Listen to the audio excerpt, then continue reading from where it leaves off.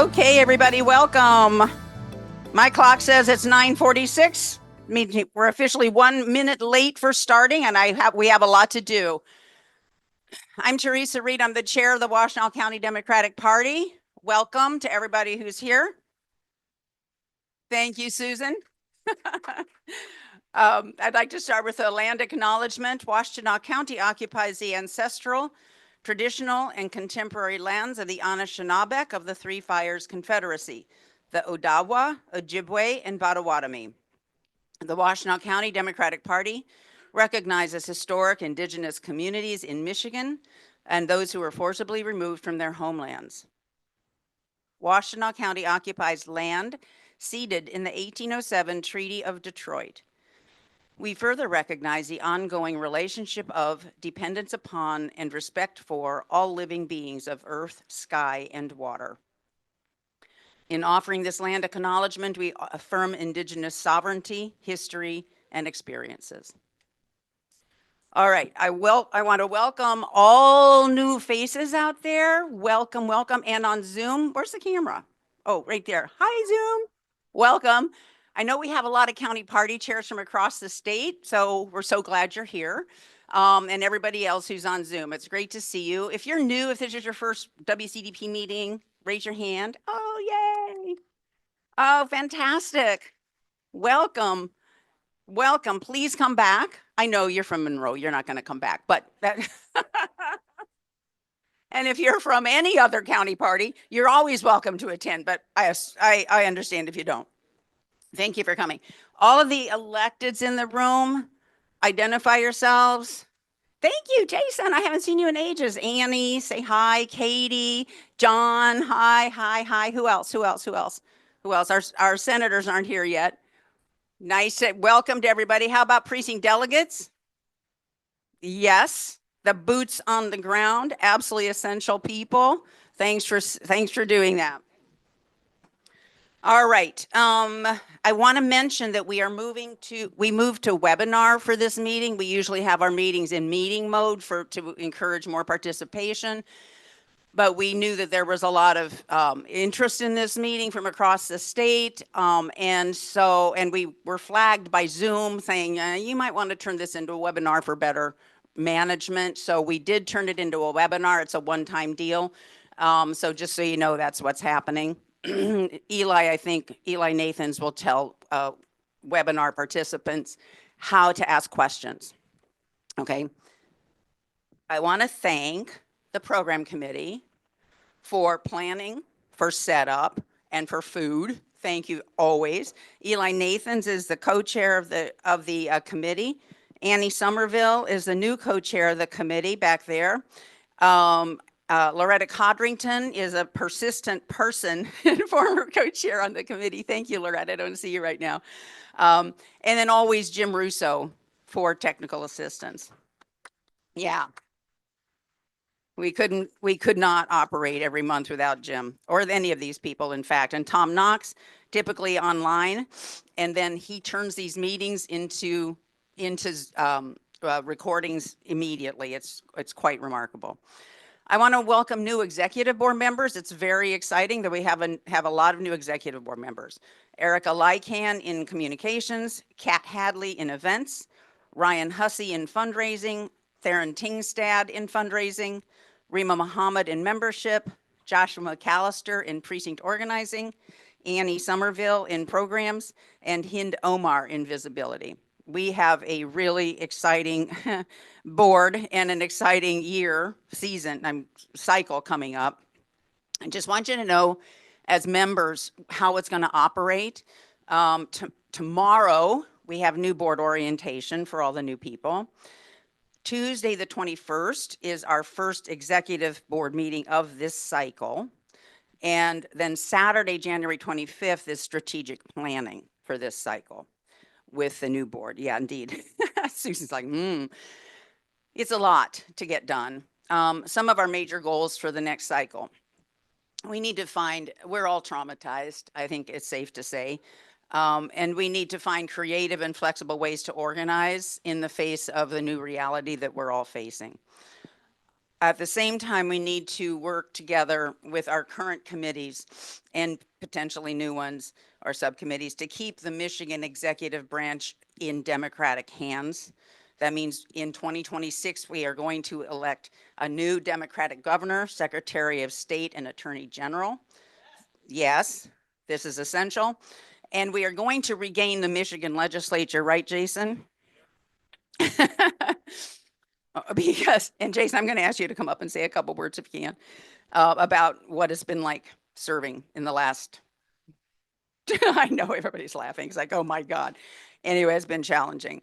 Another thing that's super important, and I think most of you know this, is that we want to contest every race in Washtenaw County. We've wanted to do this, yes, every race. We've talked about doing this before. There's a national organization that tends to like get us started, you know, in August of election years. This is not helpful. We're going to start next month, hopefully. Anyway, and this, let's say we'll start in the first quarter organizing a group of people who want to contest every race in Washtenaw County. It's how we build the bench, and it's how we take seats that we have been sacrificing for many cycles. So we'll contest every race as well. One possible upcoming event, I don't know how y'all feel about it. Several of us have been thinking we should do some counter programming on January 20th, because that is going to be a dark day for the world. And certainly for us Democrats. If you're interested, if you know about any counter programming that any of our progressive allies are doing, let us know. And if you would like to help us do some counter programming, Mary, where are you, my beautiful? Mary Hall Sham, Crystal too. Crystal will help, thank you, great. And you know Mary Hall Sham, there she is our co-chair of events, and Kat Hadley online is the second co-chair of events. So if you want to help with that, be in touch with, you can write to programs@washtenaw-dems.org. And then finally, people may not know, we have just closed our office, the office we've had for how many years, Ryan? 8 years at 418 West Michigan in Ypsilanti, and we closed it because it wasn't serving our needs anymore. Is that a fair thing to say? So we're going to be able to not pay rent. Hi, Al. Welcome. So we're going to be able to not pay rent for a few months while we look for a new office space. Rayanne, do you want to say anything about it? Rayanne is the co-chair of administration. She's like, you didn't tell me you were going to call on me. I'm sorry. Rayanne has been running the office for a long time, and 8 years, and has had the Herculean task of clearing it out. So quick word. Yeah, we have two 10 by 10 storage units, very, very full. And then the stuff that's left over has worked its way into my house. Few things into Doug. Doug is Scott is my co-chair. Few things into his garage. One of our volunteers took a couple things for his garage. So, but we got out. We turned over the keys on Thursday, and now pretty soon we'll be starting on the process of looking for something new. Great. Thank you. Yeah, an enormous amount of work to have an office, and then to clear it out is even more work. I've asked Jason to say a few words about the work in Lansing over the last several weeks. So here you go. And then we're going to go to Debbie Dingell for the Washington update. Thank you, Theresa. And I know Rep. Reingans is on the Zoom as well. So she's here with us too. I will keep it short. There's a lot I could say about the last 2 years in the state legislature, particularly the lame duck end of the year period that got a bit dicier than, I'll just say it got dicey. For anybody paying attention, that's the nicest way I can put it. It was a bit hectic toward the end, but I want to, I've taken a lot of time over the last week to really reflect on the last 2 years with our Democratic trifecta. And, the lame duck, for anybody paying attention, was just, hellish. It was rough. It was terrible. Every Republican House member decided not to show up and decided they would not do their jobs. And then one Democratic member decided that she also would not show up. And that was I will say there was a day sitting in caucus when we realized that there was nothing in the world we could do to make this person show up, or at least that the speaker was willing to do to make her show up. And I don't usually break down in tears in Lansing, but I just had tears flowing down my face because I was so disturbed about what that meant for the state of government. And for me, as somebody who taught government before this, who has spent my entire life working to elect Democrats and working toward good government, that was one of the hardest moments I think I have felt in the last 2 years, despite many, many hard moments fighting for Democratic priorities over the last 2 years. And I was just sad about the state of government in that moment. With that said, after reflecting a lot over the holidays here and spending time with family, I think that I do feel hopeful again still. I don't know if I should, but I do. And because whenever I spend time in our community here and with my family across the state, I think that there's a lot of shared values that we all have as Democrats and as human beings and as Michiganders. And so even with divided government going into this new year, we have a House that is led by Republicans now, starting as of this year. We still have a Democratic Senate, and we still have the Democratic governor, and we have a very Democratic Supreme Court, all at the state level. I believe there are a lot of really good bipartisan things that we can focus on. Really the basics of government. Good government, infrastructure, education funding, and some of those things. It will mean difficult times getting things passed that protect more of our civil rights and liberties. That is something that the Republican colleagues have not generally been on board with, but we've done a lot of that work over the last 2 years, protecting LGBTQ folks, protecting abortion rights, and a lot of really great things. So we've got and voting rights, especially, we've passed dozens of bills protecting voting rights in our state. So we've done a lot of the really good hard work that they cannot roll back, at least for the next 2 years. And we're going to have to win in 2 years to make sure they can't roll these things back going forward. But we've done a lot of the really good hard work. So now we can really focus on bipartisan things like education and infrastructure and roads and transit and things like that and housing that I think are going to give us a great opportunity to try and work in a bipartisan way. The important piece of that is that it requires all of us coming together and being focused on doing that. It requires our Republican colleagues actually being interested in bipartisanship, and it's to be determined whether that will be the case or not, but I hope it will be. Also, there are a lot of new folks in here. I'm Jason Morgan, by the way. I'm a state rep here in Ann Arbor. I represent part of Washtenaw, Wayne, and Oakland counties. And so I'll just put it at this. I feel hopeful going into this new year. I think that we have an amazing opportunity to show the voters of Michigan, show the people of Michigan what good bipartisanship looks like.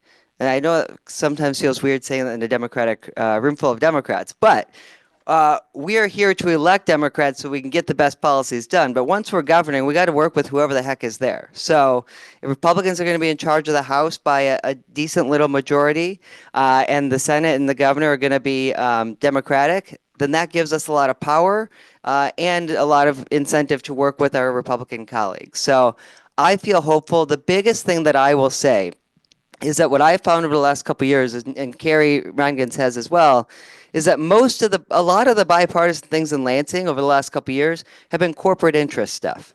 We're done with that. We need to be done with that. We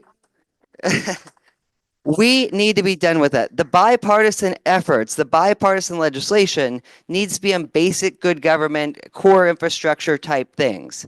It does not need to be selling out to corporations. I am tired of that, and we have done enough of that. We have done a lot for the business community over the last couple of years. And so my hope going forward is that we have a coalition of Democrats, Republicans, and anybody in between that want to focus on the right things for people of Michigan, helping with affordability, helping with housing, helping with childcare, helping with the things that actually impact the daily lives of Michiganders. So that's what I think I'm going to be focused on. I hope that we're all going to be focused on, but it is still going to take a lot of sustained effort.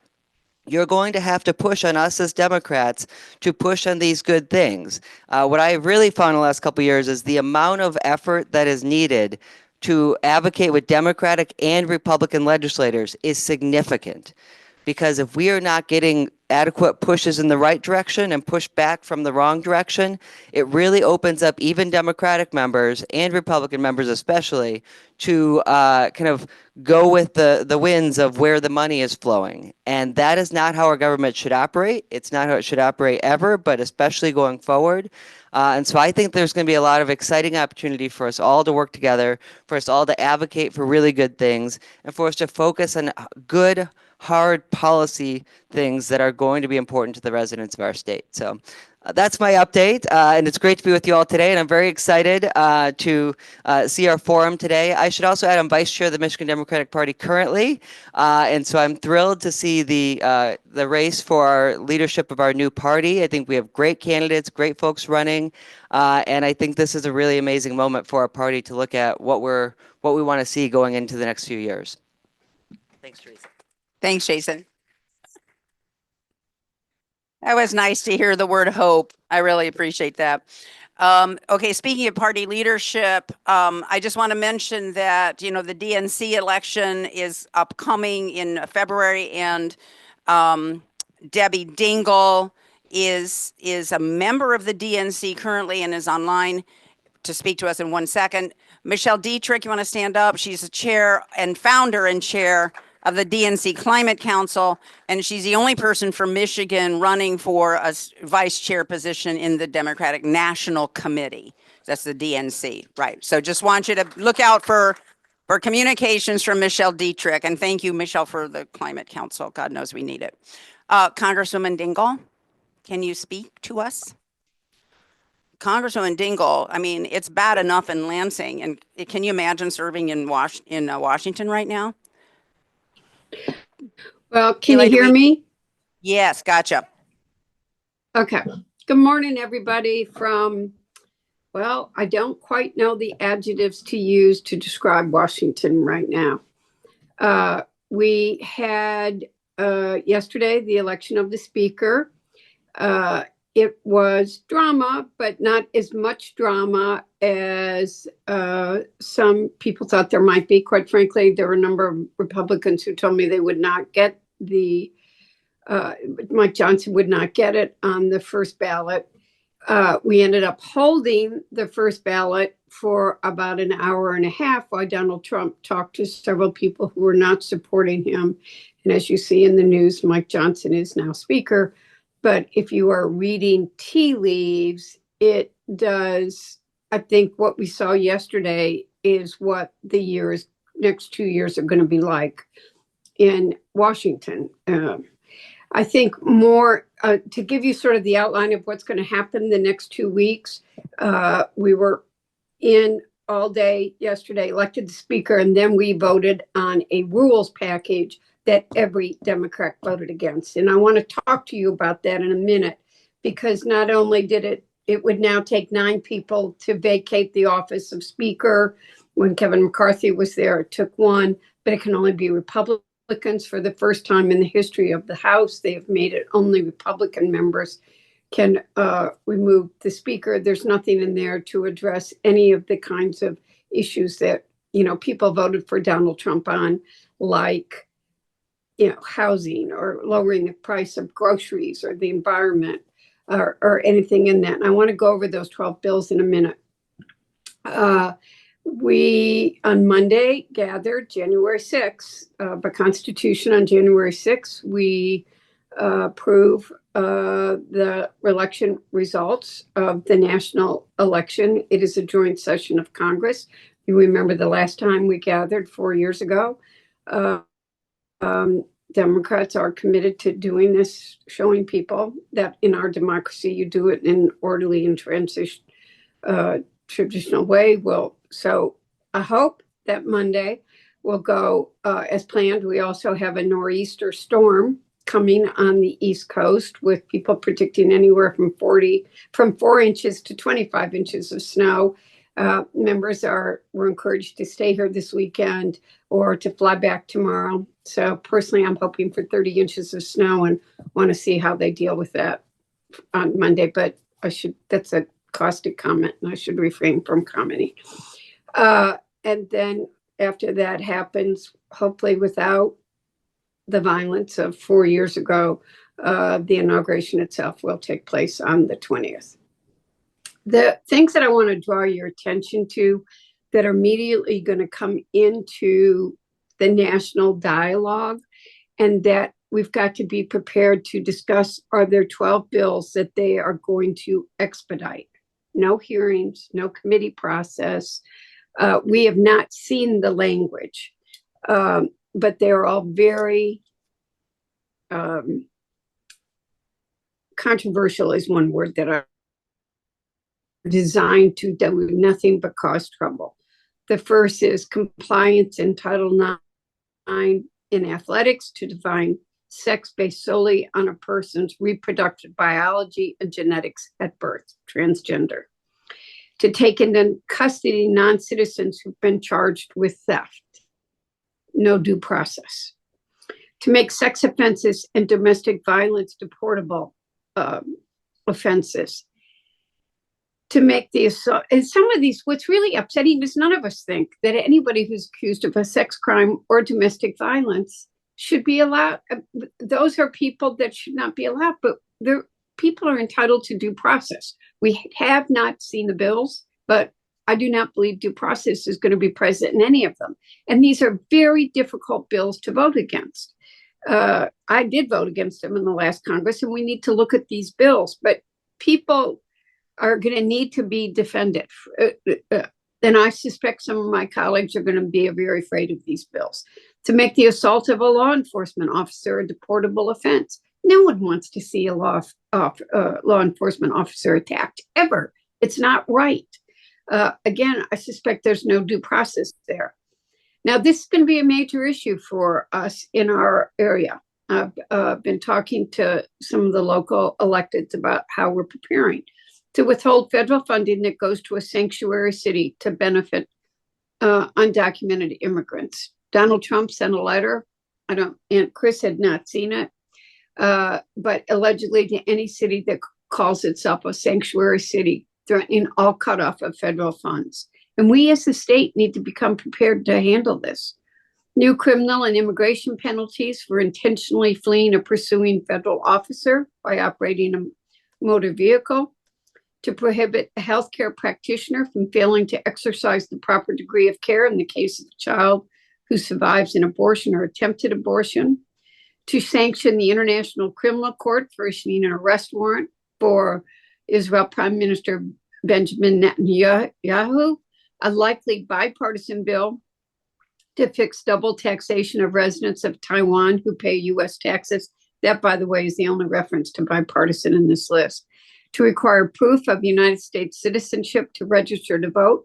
Again, these bills, I have to arm you all with how misleading they are because, they tried it in Kansas and it didn't work. What you do when you do, we do make sure. I saw, I believe, a case at the University of Michigan where it was a plant so that if Donald Trump had lost, I think they would have tried to have made an issue of it. The last time I voted on this, before I voted on it, I talked to Jocelyn Benson for an hour about how we make sure we know someone. But we could penalize seniors who would not be able to absentee vote as they do now without going in, getting their birth certificate, showing it. Military that are serving overseas, young people that have babies and can't. These are very tricky, difficult questions. And they're all going to go like this. You'll probably see all of these in January. To amend the Controlled Substance Act with respect to the scheduling of fentanyl and to prohibit a moratorium on the use of hydraulic fracturing.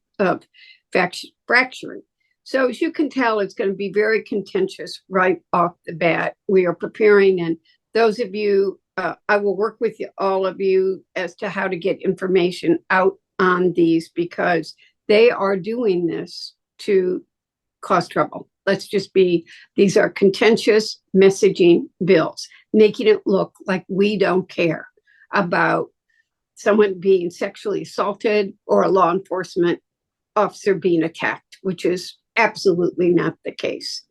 I want to talk about one other thing. At the last meeting, I was talking about the Democratic nominating process.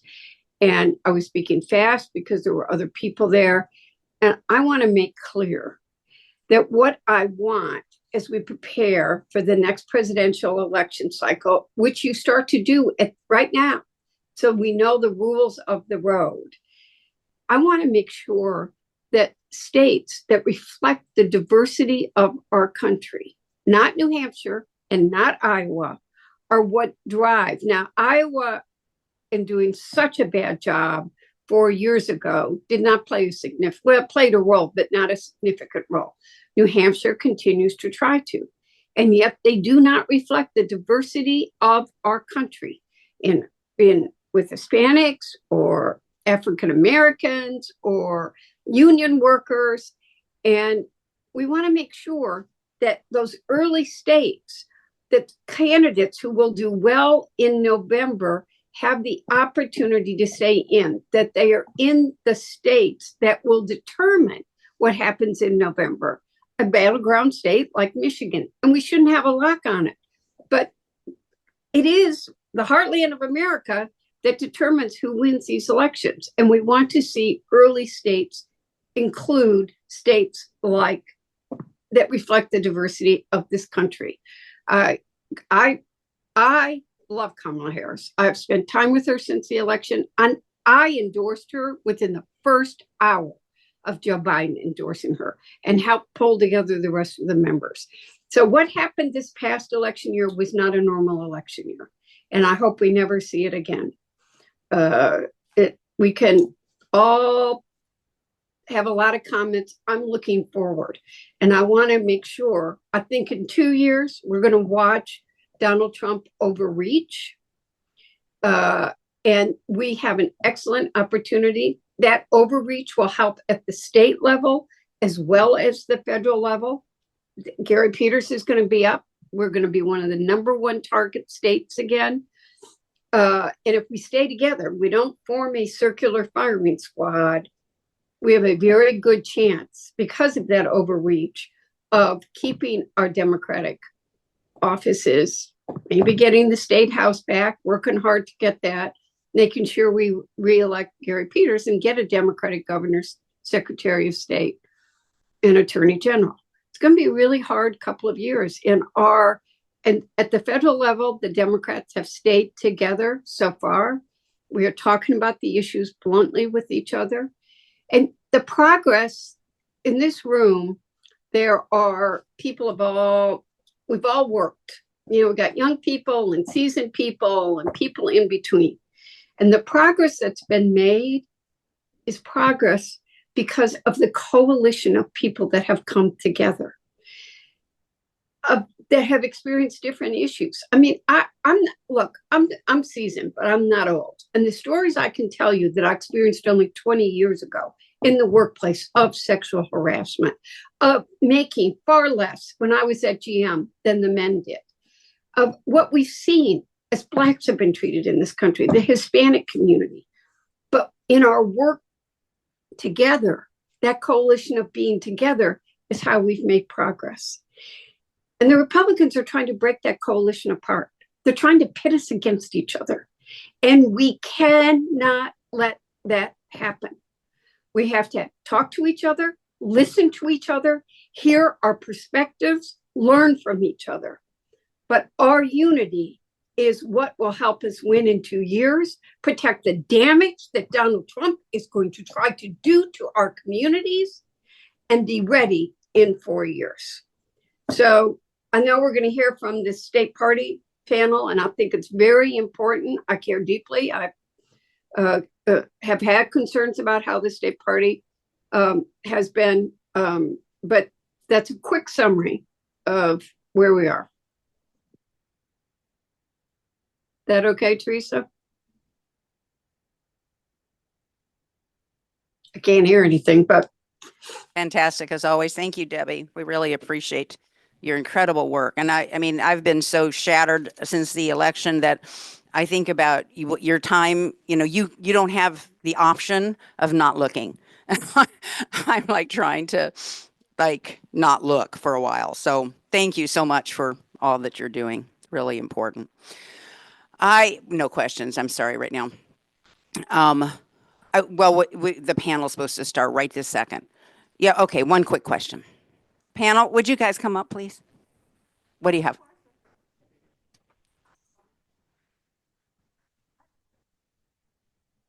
From Ann Arbor.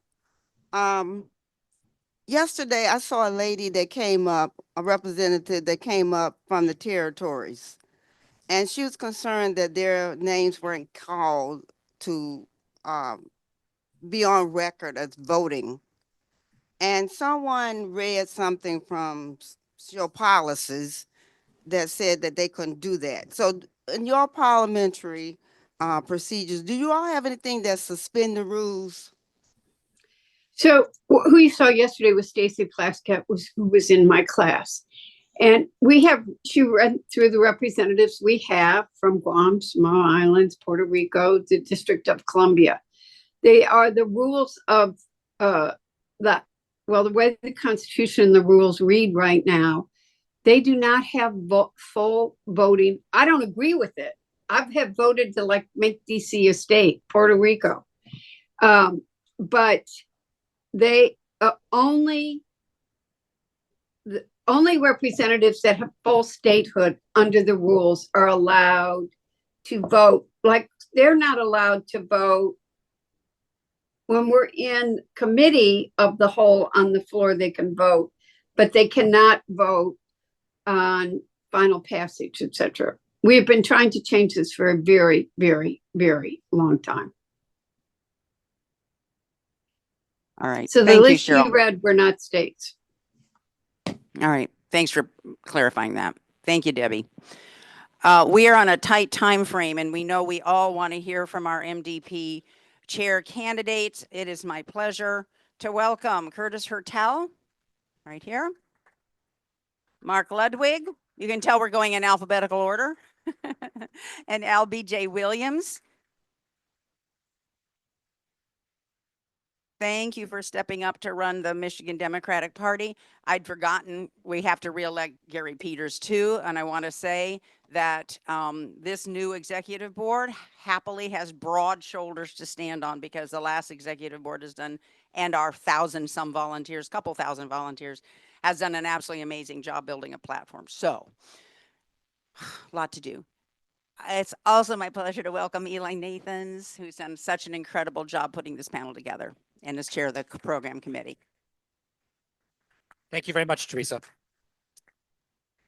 I want to welcome this panel of candidates for the position of chair of the Michigan Democratic Party. We thank you for agreeing to participate. I also want to thank the dozens of Democrats who submitted questions in advance of this meeting. They helped me formulate the 3 questions I have at my disposal, and many of them presumably are here and will be able to ask their questions for themselves if I don't get to them. I should say there are currently 74 people participating by Zoom. 77? Okay, thanks. So we're reaching a large audience. The panel is organized as follows. Each candidate will have 5 minutes to make an opening statement. The order of presentation will be alphabetical by last name. That's how we always do things here. So Curtis Hertel, Mark Ludwig, Al Williams. I will then ask 3 questions, which will also be answered in alphabetical sequence, with the first person answering each question rotating. So the first question will be answered by first Mark Ludwig, followed by Al Williams, Curtis Hertel. Second question will be answered first by Al Williams, followed by the other 2 candidates, again in order, Curtis Hertel, Mark Ludwig. So we will proceed in that fashion for the entire program. Each candidate will have 2 minutes to answer each question. By the way, am I speaking too fast? Can you follow? It's okay? All right. I'm told I'm challenged in this regard. If there is a question for a single candidate, we will stop the rotation to let that candidate answer the question and then resume with the rotation. After I've asked my 3 questions, I will call on those in attendance for questions. I plan to call on people in different parts of the room, so way of achieving some diversity.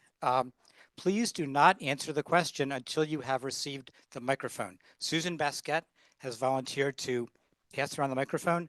Those who are following this meeting on Zoom cannot hear someone who doesn't have the mic. So that's, and as Theresa mentioned, this meeting is being recorded and the recording will be posted.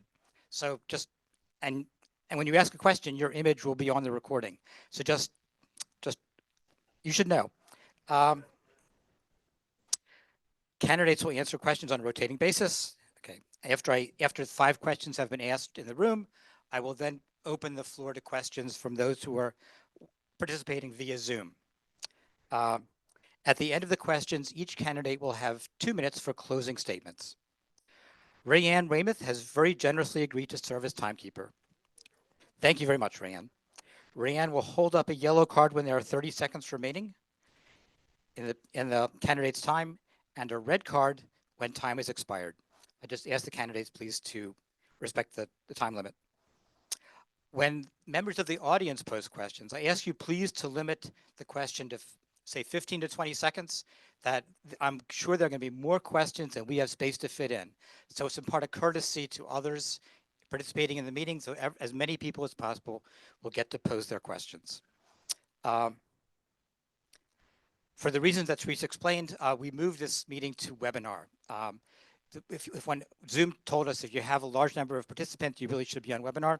And we have experienced some disruptions on occasion, fortunately not too many. And so that's the reason that this is being conducted on webinar in the hybrid mode. So I'd like to begin with the opening statements. Mr. Hertel.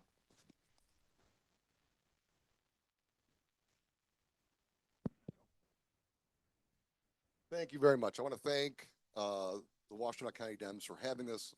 I want to thank Mark and Al for running as well. I think it's great that we have great people who have a broad level of experience running for party chair. And I'm glad that we're having these conversations. I think that we have to have a lot of conversations. I think it's actually one of the things the Democratic Party, if we're going to actually move forward and we're going to be successful, we have to have more conversations throughout the state about what happened in this last election. And we need to learn. We need to listen. I started out my career in the Michigan Democratic Party. I was the youth organizer for the Democratic Party, a position that no longer exists. And I think it's something that we really need to bring back. My job was to work with high schools, work with colleges across the state and bring more young people into the Democratic Party. I think it's something that we need to be making more time and investments in. I then ran for county commission. I was 22 years old. I beat a Republican incumbent. I only won because I knocked every door 3 times. I would get to their door and people would be sick of me. They'd say, Curtis, we'll vote for you. Please don't come back. But I was lucky to win that election. On the county commission, I worked to pass a living wage, worked to pass a farmland and green space millage, agreement between farmers and environmentalists, got people from different coalitions to sit down and work together. I was then Register of Deeds in Ingham County. Not the sexiest job in the middle in the world, but we were in the middle of the foreclosure crisis.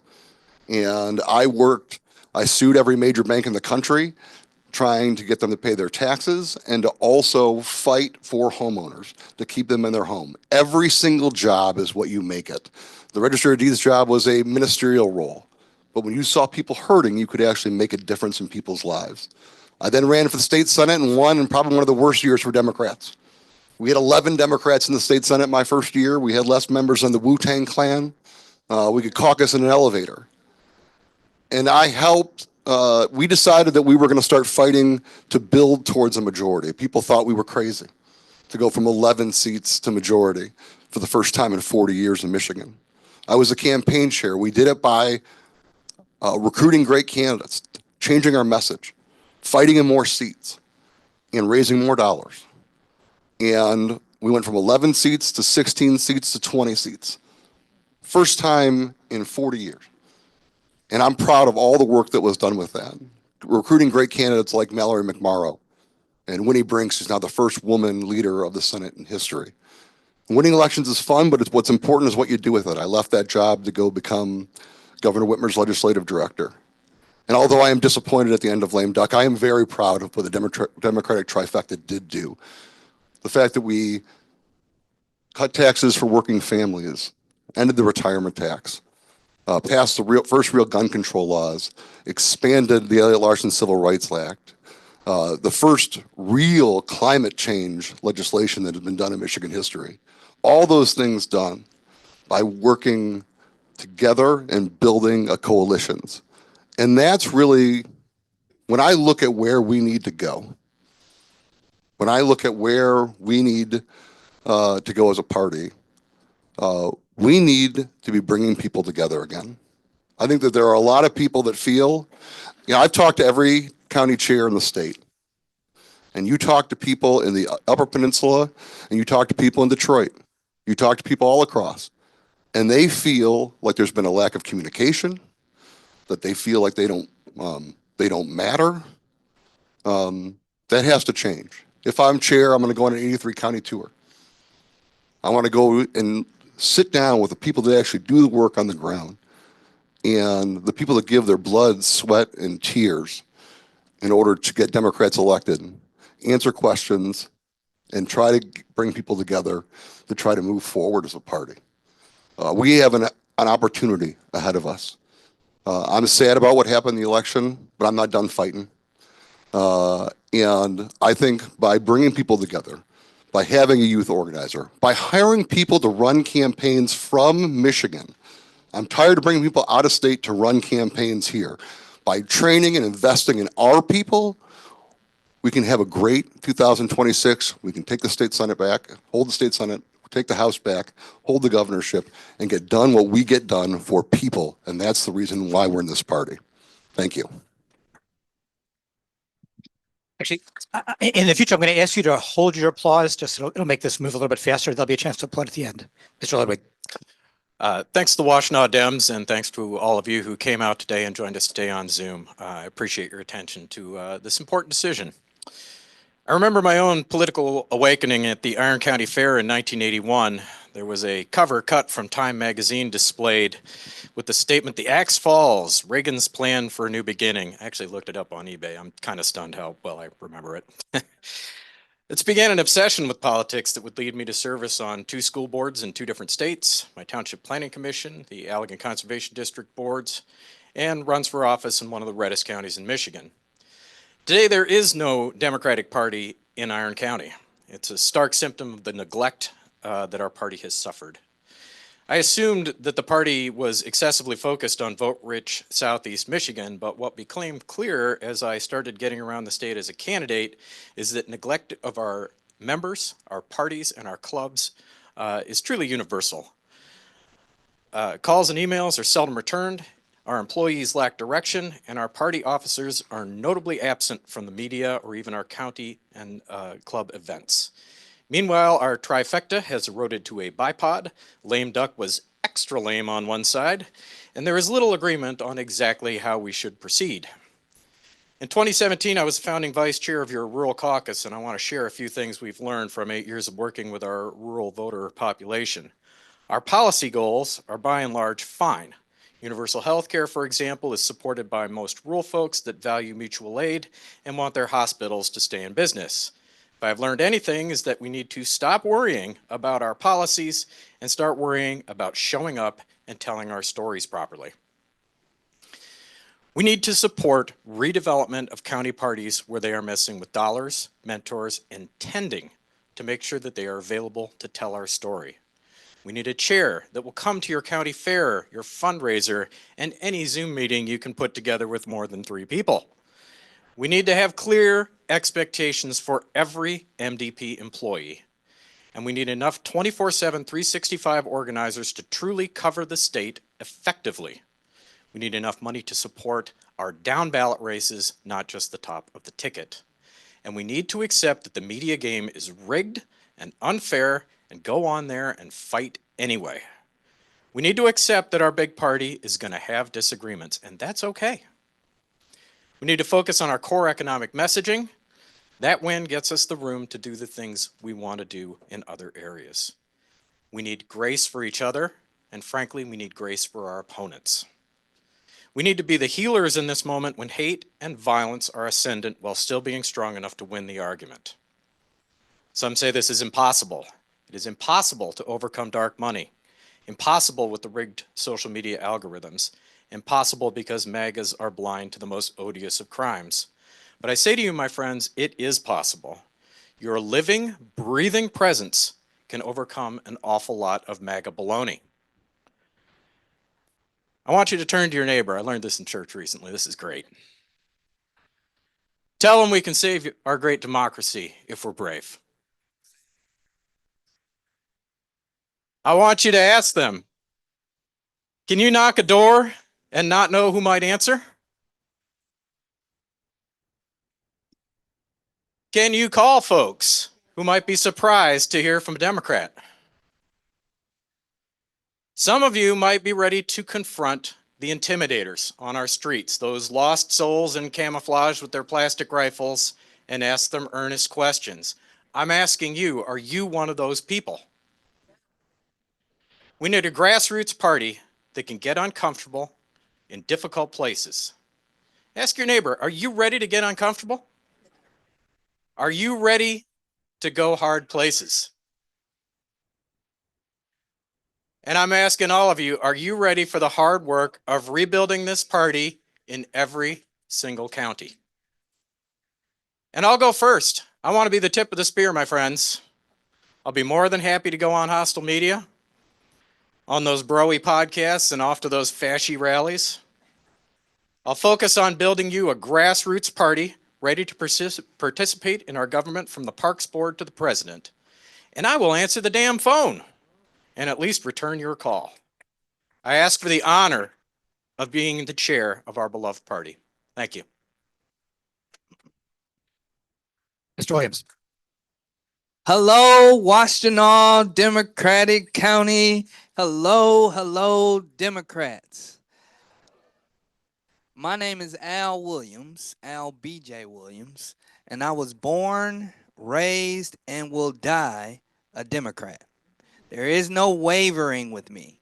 I was that kid at the age of 5 years old with the T-shirt on. If I was 18, I'd vote for Coleman Alexander Young, passing out literature. You know, I always say that my parents probably broke some child labor laws then, but that's how long I've known where my values lie. Since I was a child, I understood the values of the Democratic Party, and I understood that my values were in line with that party. As I grew up, I used to see the sign in my garage. It was a green and white sign, last name Williams on it. It was a yard sign. I'll talk a little bit more about that later. But I knew that I wanted to be a young Dem. And so working with my good friend, former State Representative Isaac Robinson, we as young kids became Young Dems, organizing Michigan Young Dems, not only in Detroit, Wayne County, but around the state. Getting older, of course, I went to U of D High School, Morehouse College, learned social justice, worked in the state legislature in Georgia, worked in the state legislature here, I worked in the state legislature in New Jersey, run campaigns all over this country. I'm running campaigns here in Michigan to end emergency management, which we won. And unfortunately, the state legislature and the governor played some games and changed the name. And so I know how to run campaigns. I'm a diehard Democrat, what they call a diehard Coleman Young Democrat. And when I was a Michigan Young Dem, came back after school, worked with Isaac, we organized precinct delegates and more Young Dems. Actually got Kari Wheeler elected to the chair, the first African-American chair to the Young Dems that have been elected in a long time. And unfortunately, at that time, Mark Brewer was the chairman. Love Mark Brewer, but he kicked us out of the party, the Michigan Young Dems. Kicked us out and started the Youth Caucus. That was about 20 years ago. We organized, went to the DNC and the winter meeting in Chicago, and we asked and protested, trying to get some support to get Mark Brewer to allow us to come back into the Michigan Young Dems, to be recognized by the Michigan Democratic Party. He started the Youth Caucus. So the Youth Caucus ended up being the young organizing effort of the arm for the Democratic Party for white folk, and the Michigan Democratic Young Dems were basically African Americans. And that lasted for a long time. I became the secretary of the Youth Caucus to try to build a coalition and bring young people back together. 2003, 2004, we were organizing precinct delegates as young people all over this state. Because at that time, the precinct delegate role was different. Mark Brewer changed that and allowed everybody, anybody that was a member, to come vote and nominate for a lieutenant governor, secretary of state, attorney general. It didn't used to be like that. Precinct delegates had that power. I was a precinct delegate then. And so, now that I'm born and raised a Democrat, I have fought the establishment, even my own party leadership, but I'm still a Democrat. I'm still organizing. I still understand and lean into my values. And so I became a membership director under Lon Johnson. I was a strategist and organizer. I helped to beat Mark Brewer after he was the chair of all chairs and served for 22 years. We ended that, became membership director, and got excited about building our party all over the state. I helped to double membership in less than 2 years. I was in Sheboygan. I was in Emmett County. I was in Luce when they actually had a functioning party. Working to build our membership and helping Democrats understand the value of our membership, how important it is to continue to build our community and stay engaged in the party. And so I've done a lot for this party. If you ask me, I'm part of the fabric of this party. I was just in the UP talking to Ruth Wisty. If you know who Ruth Wisty is, she knows this party. She's been with every single chair of the party. She's advocated for every single statewide elected official. But she doesn't know our current chair. She didn't even know her name. Because we're not engaging with our party. We're leaving our allies out. We're not lifting up our voices. So my name is Al Williams. You know who I am. You know I can raise money. You know I can organize. You know I'm going to lift up precinct delegates and grassroots organizers. You know that I am a Democrat who has always advocated to grow this party. And it's time to get to work, all of us, so we can get the party back and get back to winning again. Thank you very much. Thank you. Please hold applause. First question goes to start with Mr. Ludwig. How might the MDP better support county party organizations and in particular rural communities and their Democratic candidates? Please be as specific as possible in your response. That is my prime reason for running, is to focus on building up our base of organizers, whether that's at the county party, at the club level, or people who aren't particularly affiliated. We need to do a better job of supporting those parties. Now, what does that mean? We need to make sure that if they call the state party and they need somebody to come speak at a fundraiser, we go find them somebody. We need to make sure that if your county party has fallen into disarray and it's just not there anymore, we get you a mentoring relationship, we rent you an office, whatever we got to do to get that county stood back up and part of the fabric of the 83 counties, we're going to do that. We need to just be attentive. I chair a rather prominent caucus in this party, and I can't get my phone calls and emails returned. Those of you up in the UP, God help you. So we need to just focus like a laser on that. I'll kind of differentiate that from, for example, was talking about different policy issues. The less the chair talks about policy issues, hot button issues of the day, the better. We have a big, broad party, which is roughly akin to herding cats in a goat rodeo to keep that coalition together. So the chair has got to stay out of some of these difficult fights. That's for the legislator, that's for the policy people, that's for the activists to work on. The chair's got to focus on building the party, and that focus starts at the county level. Thank you. Mr. Williams. Could you repeat the question one more time? Question is, how might the MDP better support county party organizations and in particular rural communities and their Democratic candidates? Please be as specific as possible in your response.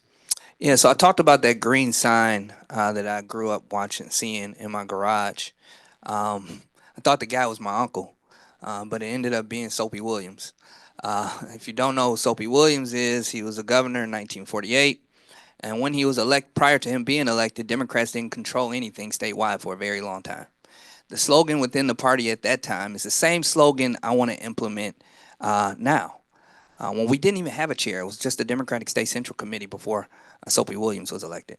And so the slogan at that time was a delegate in every precinct, a candidate in every race, and a poll worker at every polling location. That's how we need to operate now. we need to support our delegates and make sure that as a precinct delegate in every single precinct, we need to support our candidates up and down the ballot and rebuild this party from the bottom up. Even library commissioners and school board members need our support, especially those that lean into our values. And last but not least, we need to operate in every single county. Every single county. So that means having a precinct delegate in every county means having a party in every single county. Standing up a party in every single county. We cannot have operating Project 83 and we don't have 83 Democratic county parties. That doesn't even make sense to me. So the job as chair is standing up our county parties, making sure that we have a precinct delegate in every single precinct. Because remember, we lost in 2016 by 10,000 votes, just over 10,000 votes.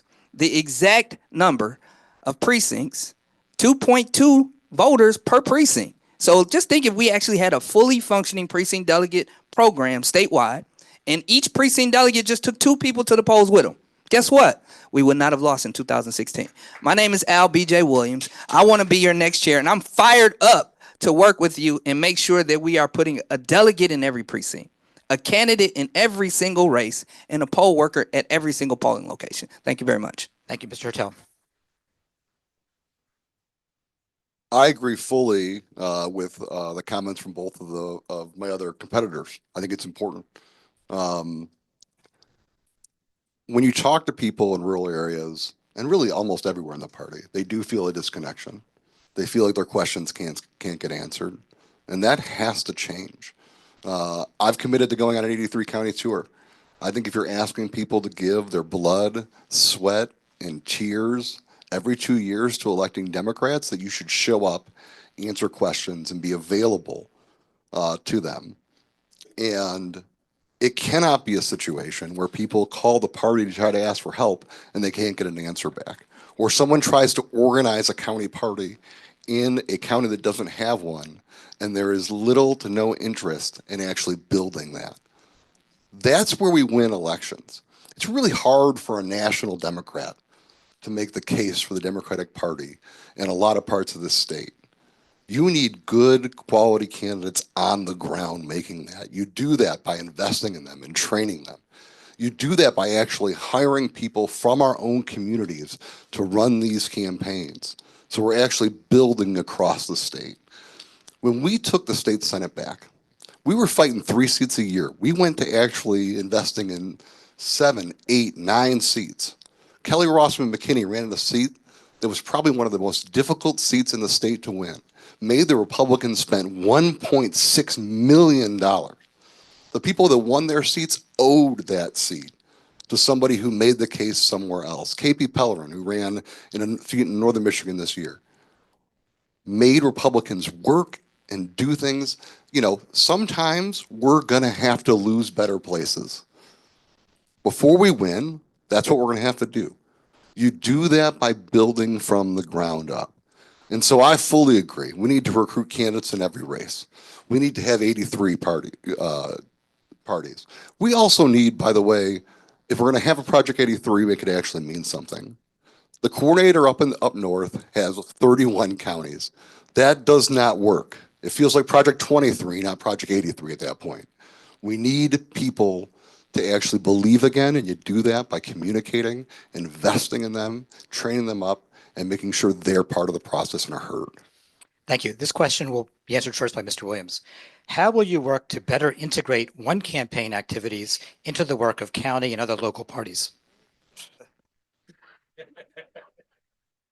Thanks for going first.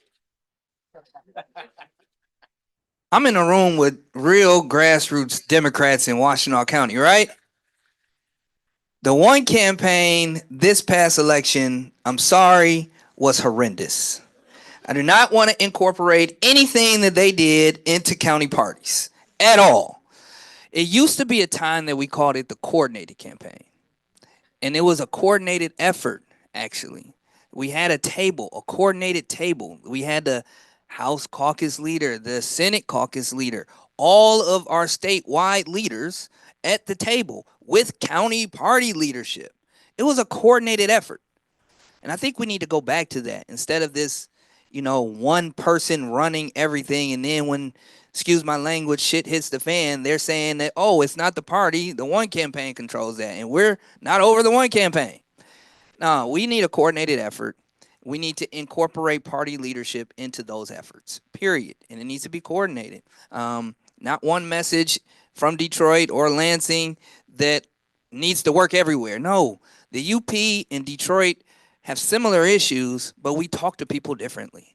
But we all have the same values. We're all fighting for clean and affordable water. We're all fighting against DTE and how expensive it's getting. We're all fighting for a high quality education. These are all issues that we all believe in. So whether you're in the UP or Detroit, we can coordinate. We don't have to follow the same message or the same person, but we can all work together. And that's what Soapy Williams did. That's what they did when they didn't have text messaging or social media. They had two groups of Democratic organizers from the UP and from Wayne County, and they built a statewide grassroots effort to, again, put a candidate in every race, a delegate in every single precinct, a poll worker or volunteer, in my eyes, in every single polling location. That's how we need to get back to winning again. My name is Al B.J. Williams. Thank you very much. Can't wait to get to be your chair and work with you to start winning again. Mr. Hertel. The one campaign is supposed to be the coordinated campaign for the entire state, but it is not. The reality is, when you look at it, the one campaign is about the top of the ticket, and that's been it. And we have to get back to where it's about state Senate races, state House races, county commission races, and all the way down the ballot.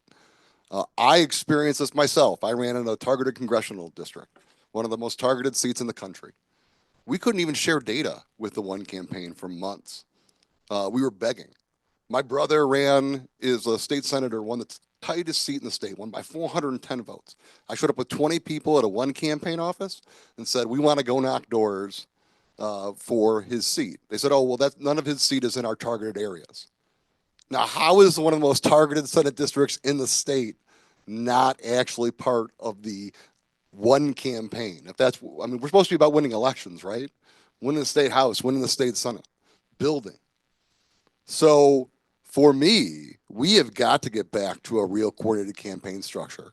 We need to get back where the one campaign is providing boots on the ground and help and all those things to try to build from the ground up. Because again, it's really hard for a national Democrat to make some of the arguments that can be made by candidates if we're all working together. And so my goal would be to make the one campaign a coordinated campaign again, make sure we're actually working with candidates and building from the ground up. The other thing that's really important is those organizers should be from our areas and they should be trained. We need to invest in our own people. It's good for the long-term health of the party. But it's also good because no one knows how to run a campaign in Washtenaw County better than people that are here, from here. No one knows how to run a campaign in Traverse City better than the people from Traverse City.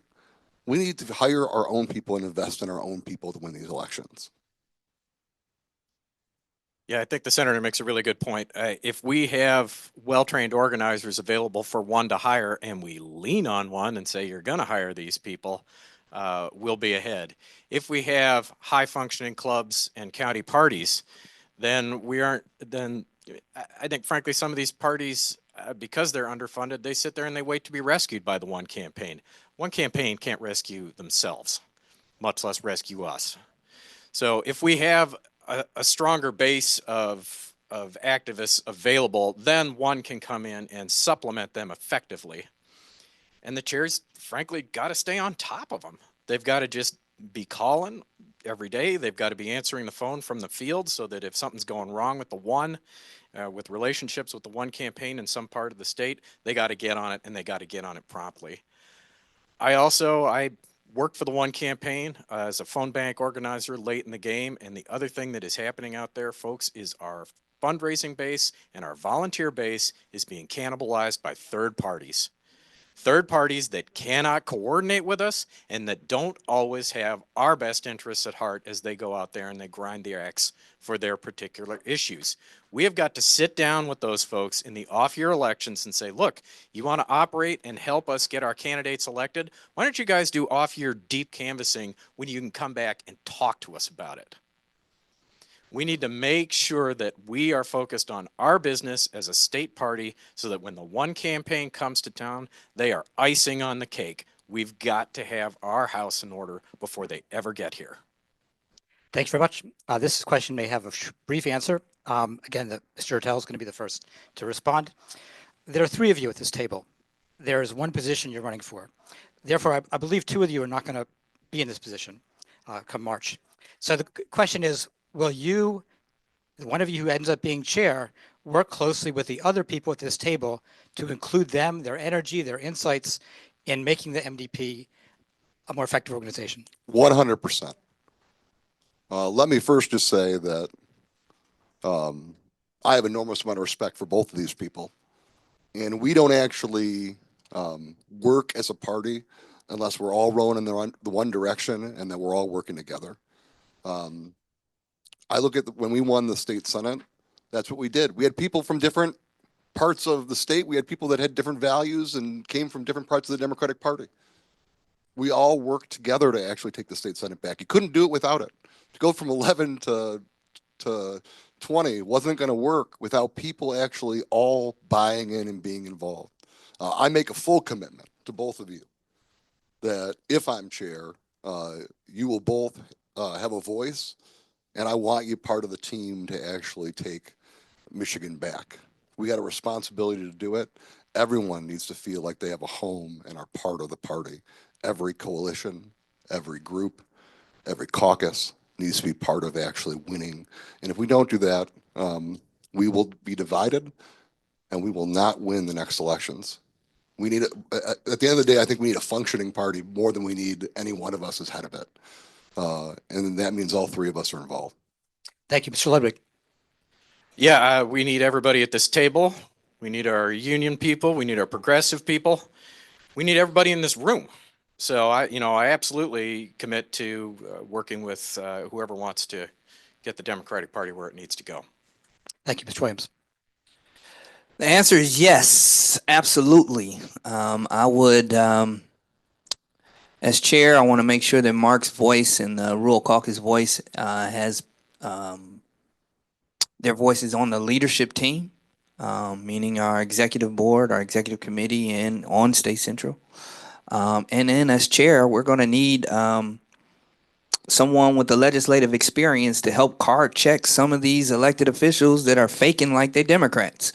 And so I would love for Curtis Hertel to work with me in the state legislature to make sure that any one of these Democrats who come ask for our vote don't turn around and vote against our values in the legislature or in Congress. We need to card check all of our elected officials, period.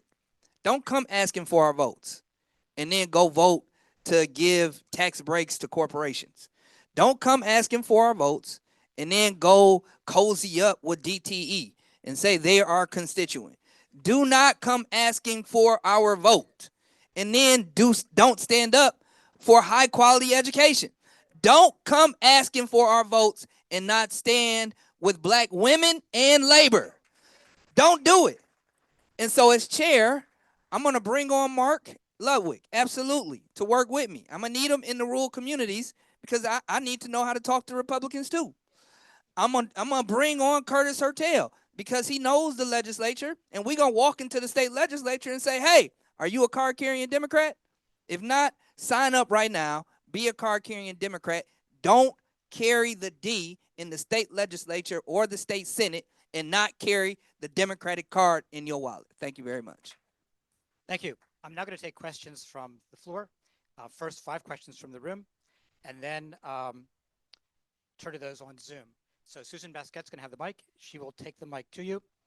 I'm going to sweep the room. So I'd like to first start with the gentleman in blue. Now you could say it right there. Okay. Hi, can you hear me?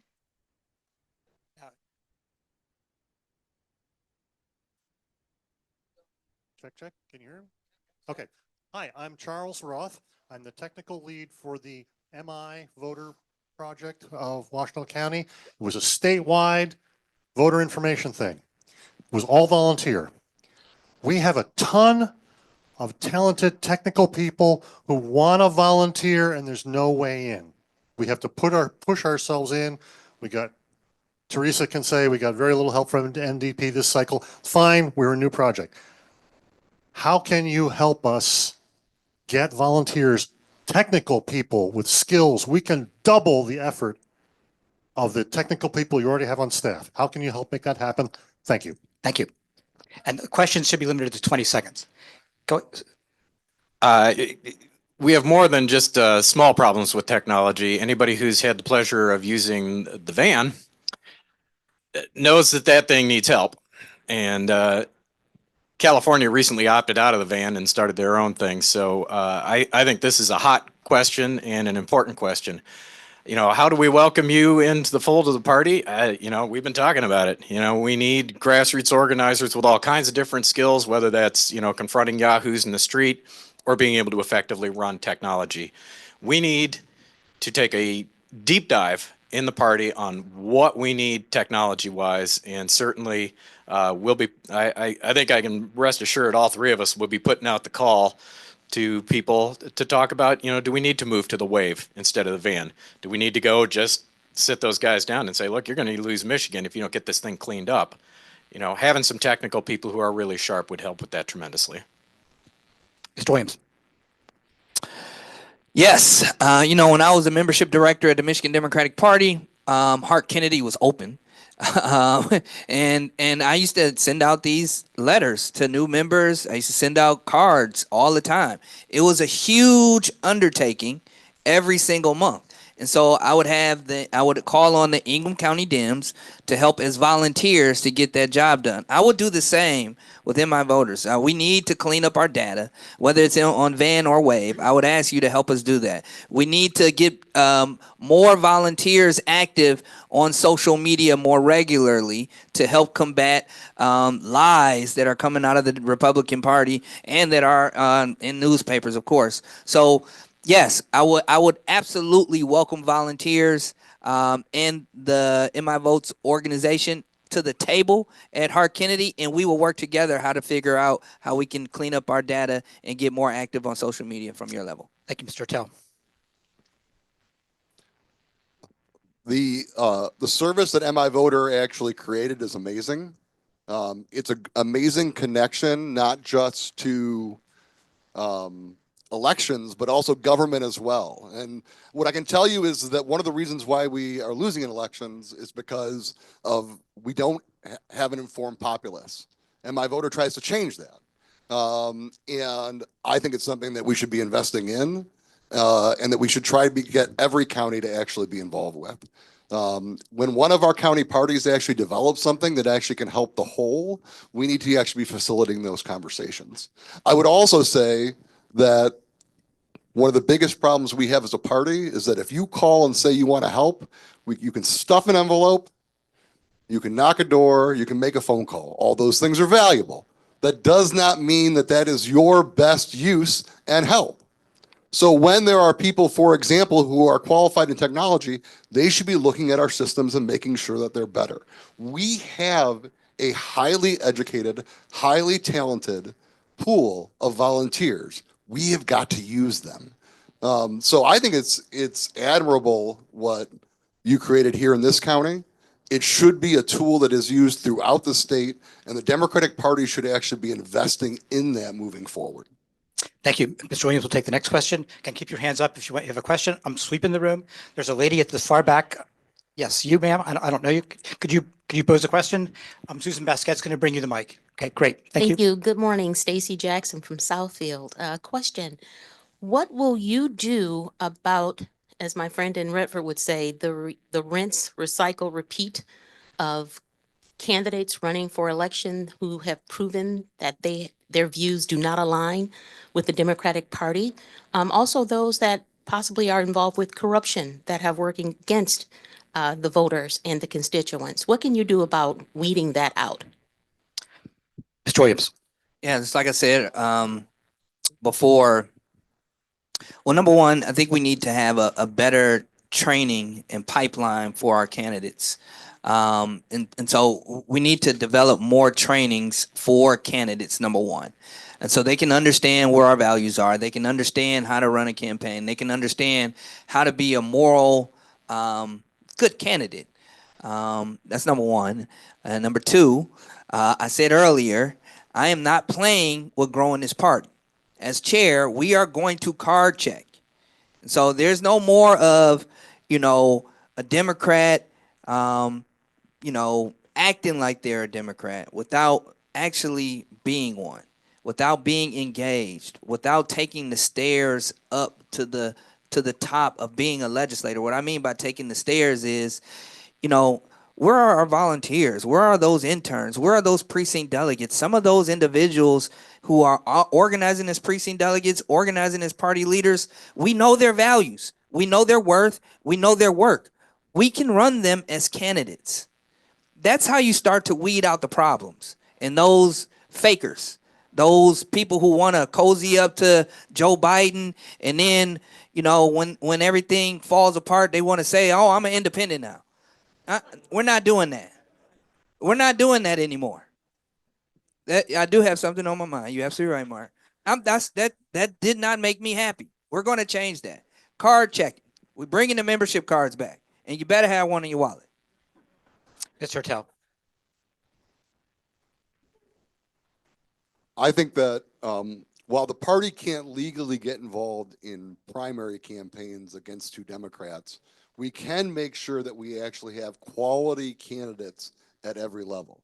And I think that we do have a responsibility on a couple levels. One, to make sure that we're actually training and recruiting quality candidates throughout the state.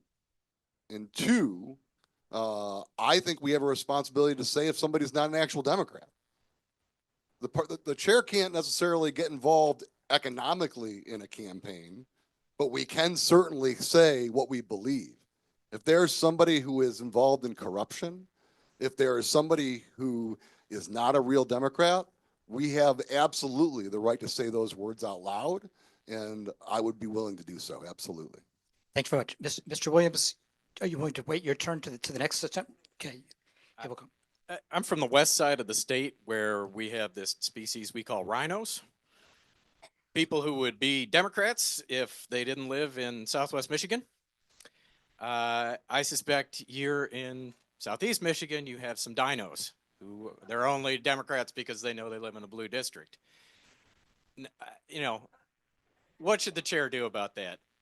From my perspective, I think the idea of making sure we have a deep bench, that we're getting people to run for precinct delegate, library board, school board, building those skills you need to move to that next level. So if you do have some dino, somebody who's kind of corrupt, somebody who's kind of seedy, you can get out there as the chair or the chair of the local county party, the local club, and say, look, we need somebody to run against this guy because they're bad news. Should the chair get in and say, well, this guy's bad news? That's a slippery slope there. It's kind of like getting involved in the hot button issues of the day where half the party's going this way and half the party's going that way. You got to keep your big tent open.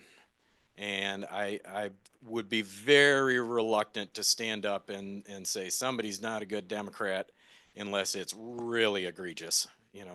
I look at what you got to do to win as a Democrat in some of these, real purple districts. That is maybe not rhetoric that's going to fly in every corner of the state. It's a big state, it's a diverse state, it's a purple state. There's going to be a lot of variation in candidates if we wish to be successful in all kinds of districts. Thanks very much. So I think the next question starts with Mr. Hertel. I'd say wait until the turn, because kind of our rules are the rules. So basically, I'm sweeping the room like this. So Vince, Eli. Yes, I'm Vince Eli. And I have a lot of questions. Okay, 15 to 20 seconds. This is, well, I think it's going to get to this point. How do you deal with Mayor Dugan's desertion of the Democratic Party to run as an independent? And how do you convince people not to run midterm for the mayoral office of their city so that we can maintain a majority in the House Those are my questions. Mr. Hertel. Uh, the idea that Mike Duggan is trying to run as an independent, I think is absolutely wrong. And the idea that he actually stood up at the Democratic National Committee and it showed up every time that the vice president was here and now wants to demonize this party using right-wing tropes is absolutely ridiculous. We have seen people before that run populist campaigns paid for by billionaires. That's what Mike Duggan is. We have to be willing to punch him in the mouth and say exactly who he is. And I'm not here for it. I've considered Mike a friend in the past. He asked me if I was still running for party chair when he left the party. And I said, no, I'm still a member of this party. I think there are things that we need to fix.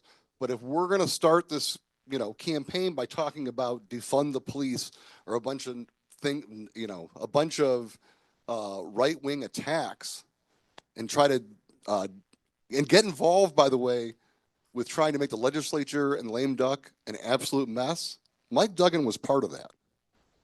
It fits his narrative. His lawyer was in the room with Matt Hall and Karen Whitson.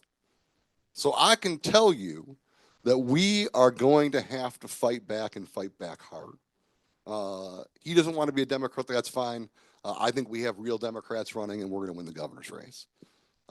As to your second, what was your second question? I'm sorry.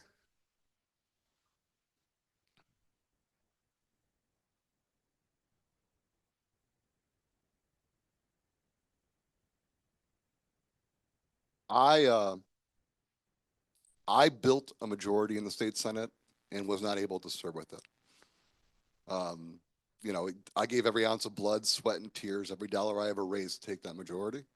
And I would have given a kidney to serve in that body. I would have given a kidney to be able to vote to expand the Elliott Larson Civil Rights Act, to be the first state in 60 years to get to undo right to work. I would have given anything to be part of that. And I got to tell you,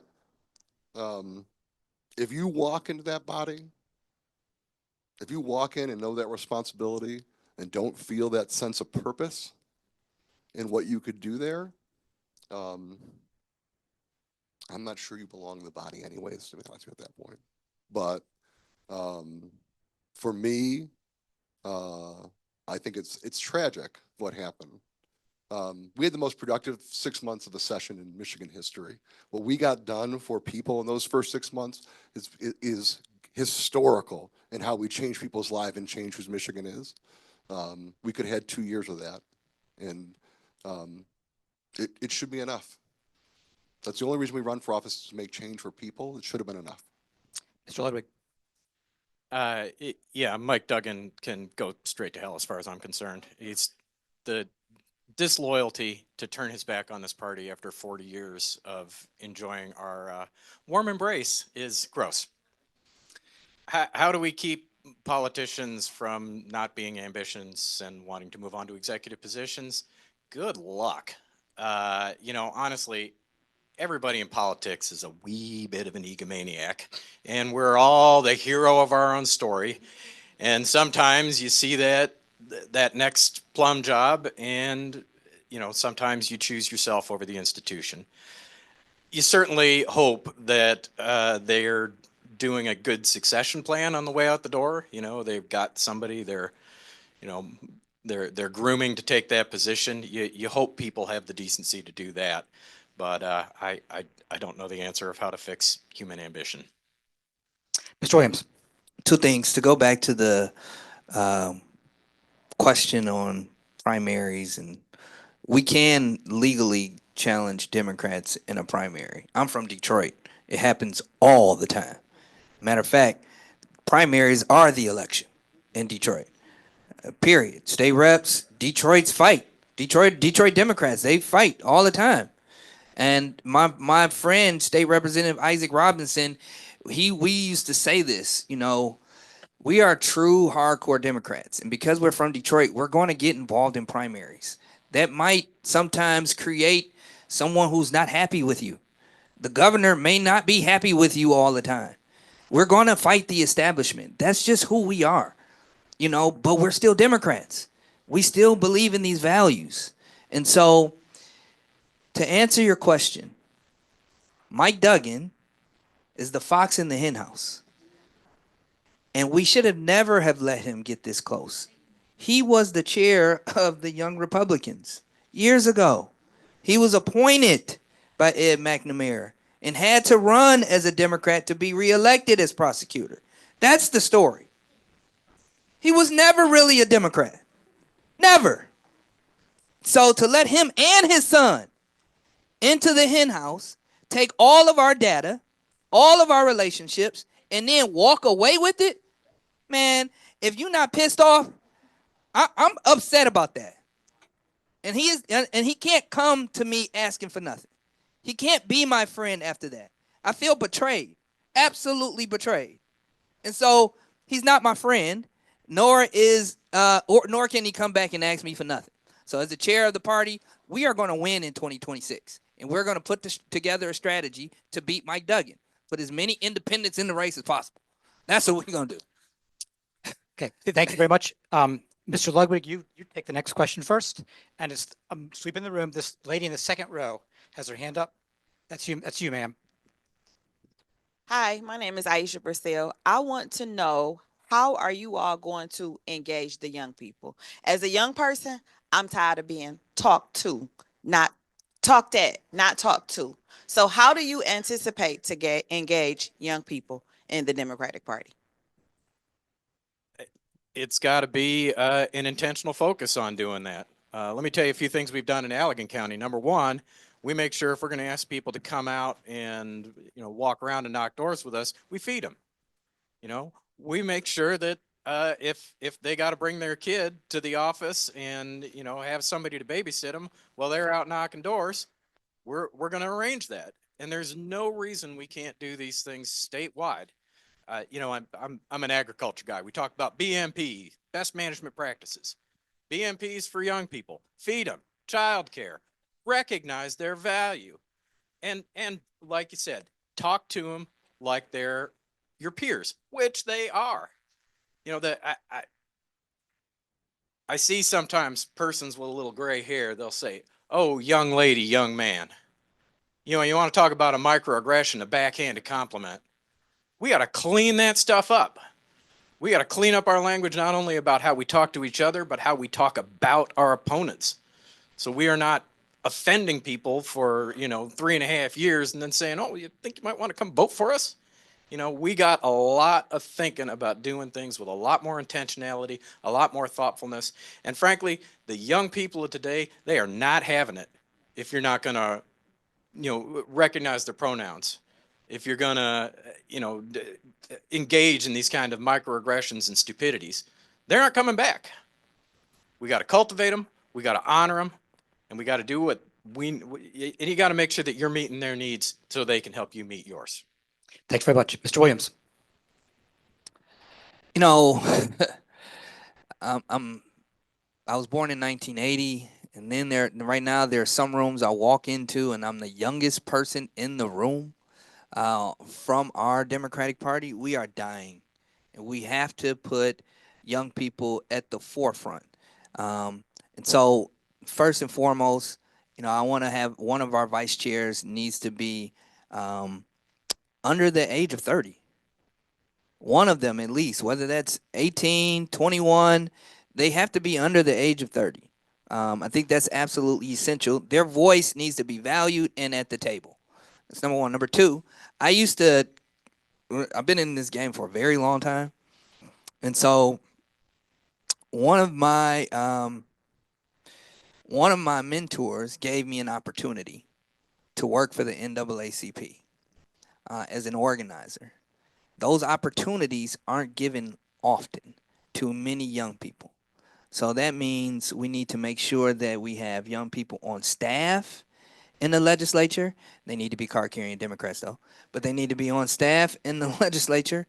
They need to be a part of our leadership team. I used to carry Mary Sheffield around. She's running for mayor now. She used to follow me everywhere. I used to call her and include her. She used to sit at the front desk and sign people in. Now she's running for mayor of Detroit. That's how we need to include people. We need to make sure that they are with us every step of the way. Their voice is valued at the table, and they know what it takes to be a chair. They know what it takes to be a state member, state rep, a state senator. They can't do that not being in the room and not being at the table. So to solve that problem, I'm going to value their voice, keep them with me every step of the way, and make sure that there is a space for them to operate within the party. Thank you, Mr. Hertel. I think step one is we have to listen. I think that we as a party have gotten very good at talking without listening and without showing grace to people. And for me, if I don't feel listened to, I'm not showing up again. I'm not going to be part of your party. And I'm certainly not voting for a party if they're not willing to at least hear my voice. I don't think we need to change who we are as a party. I'm not going to be part of a party that forgets marginalized people. I do think we have to have an economic message that actually speaks to young people. This generation is the slowest generation in our history to start a family, to buy a car, to buy a house. And it's not because of some cultural thing. It's because we have made it much more difficult for young people to succeed. They are frustrated for a reason. Michigan State, we turned out 2 times more kids than we had 10 years before. Sorry, I have 3 kids in college. I shouldn't even call them kids. We turned out double the voters that they had 2 years before. 10% of more of them voted for Donald Trump. Why is that? And I think it's because there's a line in the movie, The American President, that if you don't give people water, they will drink sand. We are not giving people water. We are not listening to them. We are not hearing their plight, and we are not actually trying to solve the problems of them being able to succeed in the future. And if we don't have a platform that deals with that, then they will take blame and anger and somebody who puts it on that, somebody else, why they're not succeeding if we don't have an actual solution. So I think we need to listen to young people, but we also need to have an economic message that actually speaks to the real pain and frustration of them. Thanks very much. I'm going to ask for one more question from this room. They're going to turn to the Zoom participants, let them have a shot. And then if there's still time, we'll come back to this room. Crystal Dupree. Hello, thank you. My name is Crystal Dupree, and I just have a really quick question. How do you plan to support the MDP's Veterans and Families Caucus, and how do you plan to engage veterans across our state? Thank you. So, Mr. Williams, you're up first for that one. That's a great question. I think it's important to note that Michigan is one of the worst states in the country when it comes to dealing with veterans and veterans affairs. I think we're 48th in the country right now. And so as our leaders not only need to do a better job, but as a party, we need to do a better job. One of the things that I want to do is make sure that our party is more active in the community. More active as community organizers, more community organizers doing more things, showing up to make sure that our allies and our members understand that we are supporting them with our words and our actions. Now, what does that mean when it comes to veterans? Years ago, a friend of mine, a veteran, served multiple tours in Iraq, came back home, and had issues. He had some serious health issues. And he tried to figure out how to get his health care together. Well, he wasn't educated by enough on how to get to 100% of his benefits. He didn't know what to do or how to do it. He tried and tried and tried, and then started asking me because he knew I knew a couple of elected officials. Who can I talk to? I'm having issues. I don't want to take magnesium or these chemicals. And so we started an organization called Best for Vets. It's a nonprofit organization. As a community organizer, I went around for this nonprofit organization and recruited veterans to help educate them on how to get as close to 100% of their benefits as possible. That's the exact thing that we need to be doing as party leaders. Working with our veterans, helping them understand that not only are we here with you, we're here for you. As community organizers, helping them get to 100% of their benefits and then handle the issues that they may be seeing every single day. And then last but not least, we need to make sure that they're at the forefront of the conversation when it comes to dealing with our messaging, because veterans make up a large population in the state and a large population within our party. So they need to be a part of the conversation, a member within this big tent, and empowered when it comes to valuing their voice. Thank you very much, Mr. Hertel. I was proud to be endorsed by the Veterans Caucus of the Michigan Democratic Party. I think it's incredibly important that we are advocating for veterans. I mean, the Democratic Party is the party that takes care of our veterans when they come back home. We're the ones that fought for medical care for people that were exposed to burn pits. We're the ones that have fought for more funding for the VA and to fix a lot of the broken systems. But we don't do a good job of telling that story. And while I 100% agree that we should be trying to connect people to the benefits that they need and deserve, we also have to be telling the story of who we are as a party. I think we've done I think too often we think that because we're right as Democrats that we don't have to go out and make the argument. We do have to make the argument. We have a good story to tell on veterans issues if we're willing to actually go and have the conversation. The other thing is that what's important about the Veterans Caucus is they can get in rooms that we can't. You know, each one of us, there are different types of privilege, right? That allows you in rooms that nobody else can get in. Veterans have a lot of that. When I talk to the Veterans Caucus and talk about what they can do in a campaign, they can go and have conversations with real tough people that will respect them because of what they have done for this country. And so if we make those arguments and show what Democrats have done to better their lives and have them be the spokespeople that actually go out and make that case to the people of Michigan, I think we'll be in a much better place. Thank you, Mr. Ludwig. A lot of good things have been said already.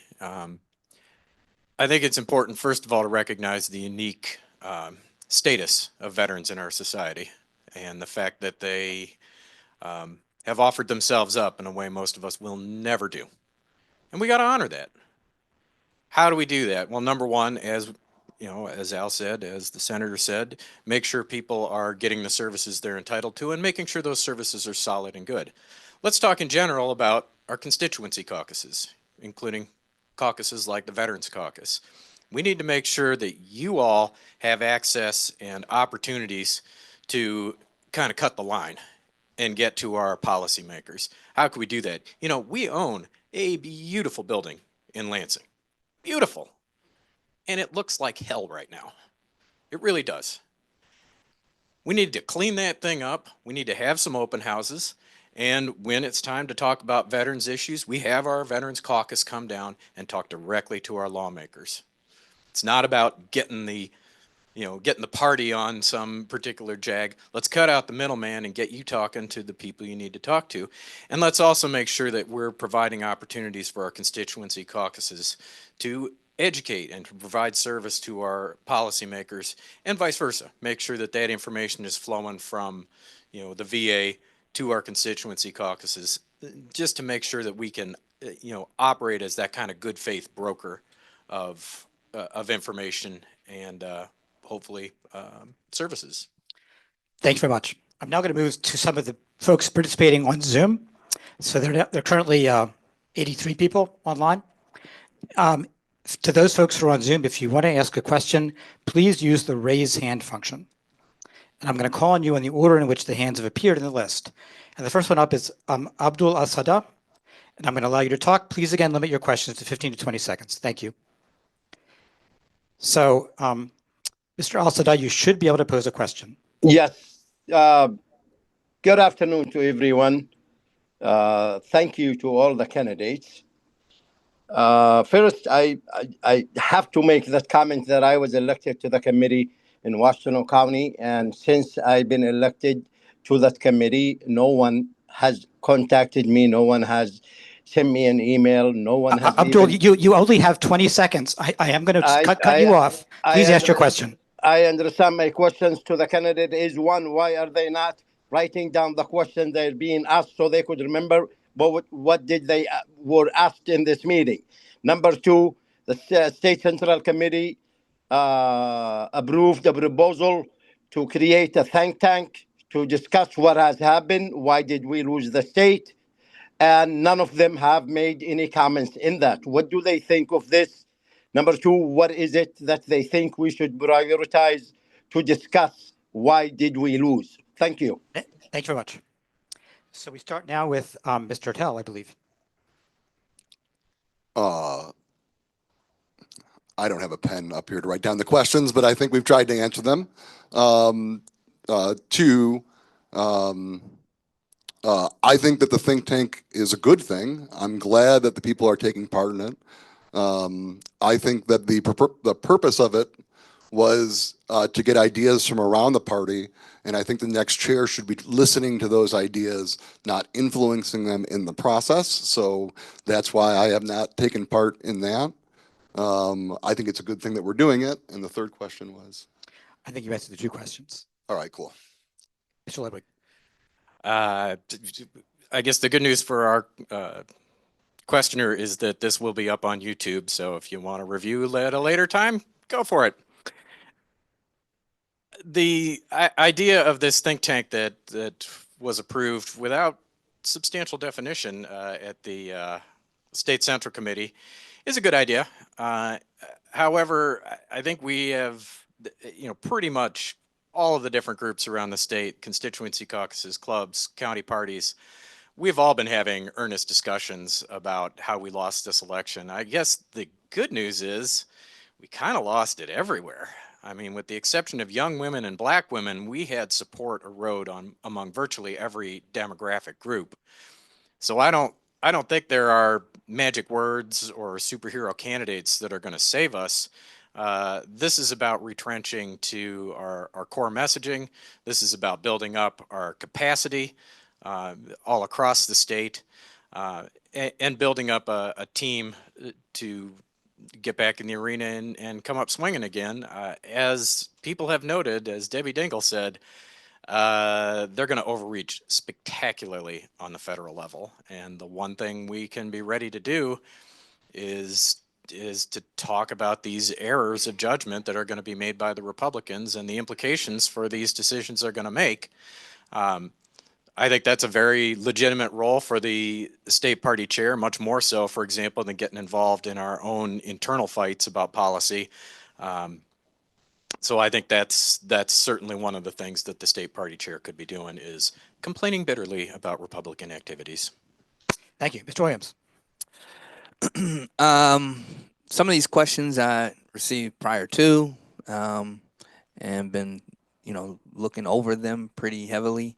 So I don't have a pen, and I plan to watch this YouTube after to internalize the questions and my answers. So that's why I'm not writing anything down. Secondly, the think tank, I think, is something that all members should be participating in, especially those who feel like their voice has not been valued. We do need to have a multitude of conversations about what happened in 2024. So the first thing that I did after that election was I went to a Democratic Party club meeting in Warren in Sterling Heights. I sat down, I listened. People were upset and they wanted to turn that anger into action. I then went to Clinton Township, sat down, I listened. People were upset. They wanted to turn that anger into action. Everywhere that I've gone, and Curtis, you can join me on this 83 county tour right now. Not wait till you become chair, but join me now. We can go together and we can listen together.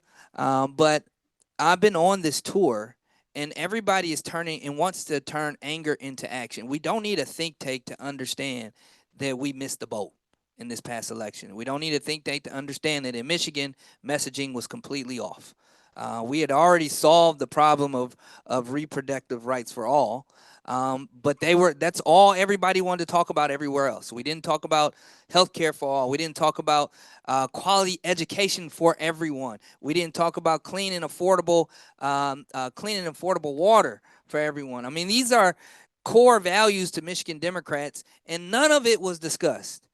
I don't think we need a think tank to understand that we completely missed the boat here in Michigan and focused on national issues and not our own issues. What we do need to do is make sure that every member is engaged moving forward in creating what our message looks like this time, short term and long term. So let's go. Thank you. The next question from a Zoom participant will go to Mr. Ludwig first. So Nathan Miller, I'm going to allow you to talk and you can pose your question. Oh, yes. Thank you, everyone. My specific question was that in Wayne County, we had the worst performance we have done since 1992, I believe.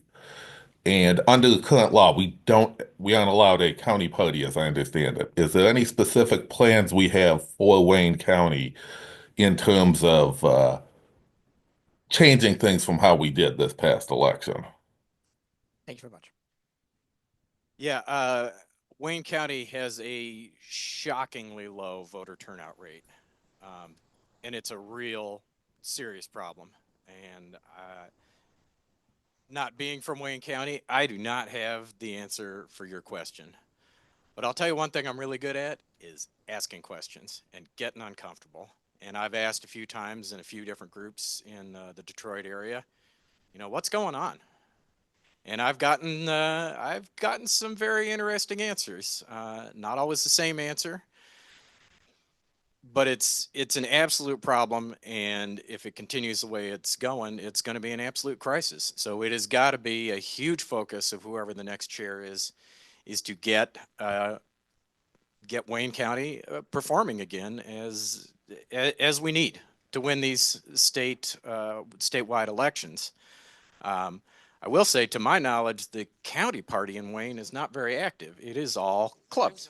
There isn't one. Right. Well, that would keep them from being active for sure.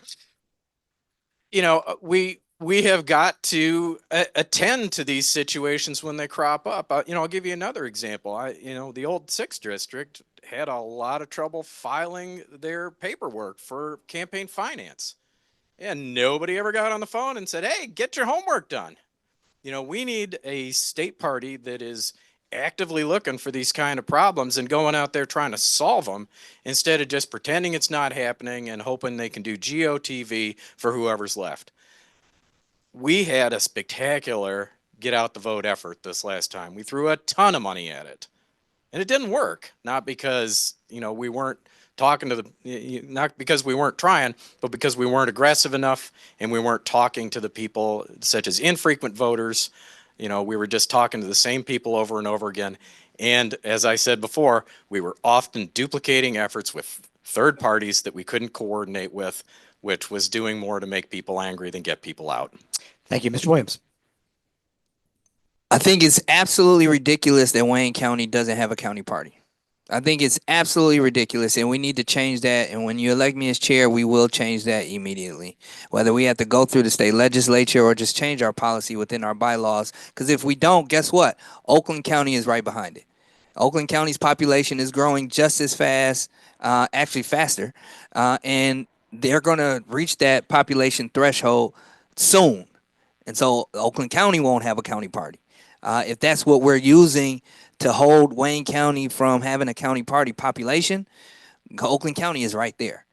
And so we have to change that. Wayne County needs to have a county party, and our congressional districts in Wayne County have to do a better job getting the vote out. This year, there was no GOTV in the 12th congressional district whatsoever, and we have to make sure that happens. And so I love Congresswoman Rashida Tlaib and all the things that she's done, but there was no GOTV effort in the 12th, and there are more Democrats in the 12th congressional district than pretty much any congressional district. And so we have to have a GOTV machine in the 12th. That's what's going to help turn out votes in Wayne County. And I think we can't wait to 2026. We got municipal elections going on right now. And our congressional districts are endorsing in some of those some of those municipal elections. So we need to be turning out the vote now. We need to be turning that machine on right now. And so Wayne County will have a county party. If I'm elected as chair, I will fight for it and make it happen. And then within Wayne County, I'm going to press the button on the 12th and the 13th congressional district and turn on the political machine that they used to be so we can start turning vote out again. Mr. Hertel. I think that Democrats have to stop showing up in lots of places in September of an election year and asking for people's votes.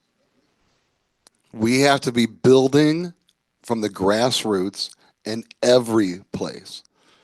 We need to have investment of boots on the ground in all of our communities so that they're not just being asked. You know, if you only show up when you want something, it's pretty hard to actually get somebody to do something for you. This party used to have organizers year round in the city of Detroit, used to have organizers year round throughout the state. We have Project 83 and it's doing its part in some places, but we got to get back to actually investing into our base areas as well, because people feel taken for granted for. And we have to stop bringing people in. You know, you have somebody from Philadelphia coming in to get out the vote in Detroit. Come on. We have good, smart people here. You invest them in the off years. You have them run turnout programs in the off years as well. See what's working. And when we actually do that, and that will, we're not asking for people things, we're actually investing in them, that will help bring increased turnout. I think that we have to rethink how we do things as a party. All of what I'm talking about takes money, but I believe we will be able to raise it and actually make the investments in our own people. And that, I think, will help increase turnout. We got to stop this whole people don't matter until it's September of an election year. They see through it. We're losing that connection by not being there on the ground for the entire time. We got to be there on the ground the entire time. Thank you very much.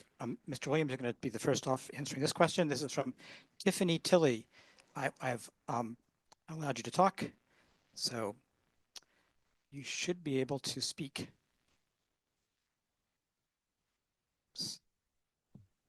Good morning. Can you hear me?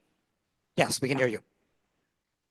Awesome. Good morning. Again, my name is Tiffany Tilley. I'm the co-vice president of the State Board of Education.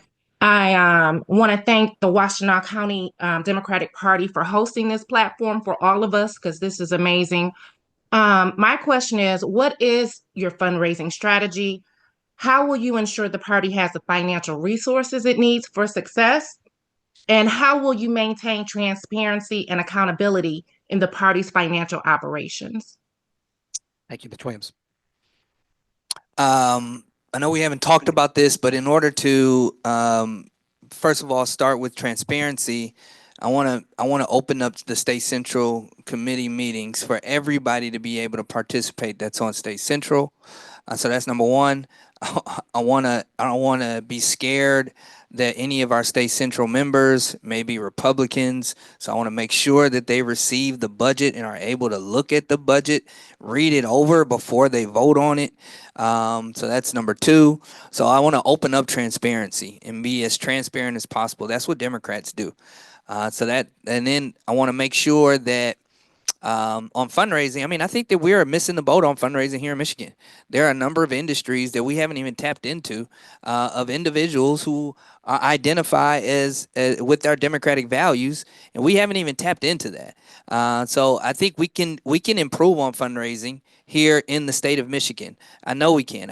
I've raised millions of dollars for candidates, not for myself, but for candidates running for office all over this state and this country. So when the party didn't give Judge Thomas enough money to run for Supreme Court statewide, they only gave her 50 grand. I went out and raised 300,000. When the party didn't give Godfrey Dillard, the candidate who should have been our Secretary of State, by the way, when they didn't give him but $100,000, I went and raised $250,000 myself to help these candidates run across the state of Michigan. So when the party did not show up, I did. And we need to continue to do that. And so right now, there's a couple of industries that are doing phenomenally well in this state. And we haven't done the proper job of tapping into those industries, making sure that they understand our values, match up with their values, and then getting them into the table to start donating. And then last but not least, we need to advertise our free membership, fellas, everyone, ladies and gentlemen, and make sure that we get as many members into the door, grow our party, and then ask them for money. We don't charge them up front or make them pay a membership and then only ask them for money for 6 months. There's a lady in Warren, Michigan. I told you I went to Warren, United States postal worker. She was a union member, got mad, paid for her membership 6 months prior to the election day. And the only response that she received from then to election day was a fundraising email. She wanted to be an active member of this party.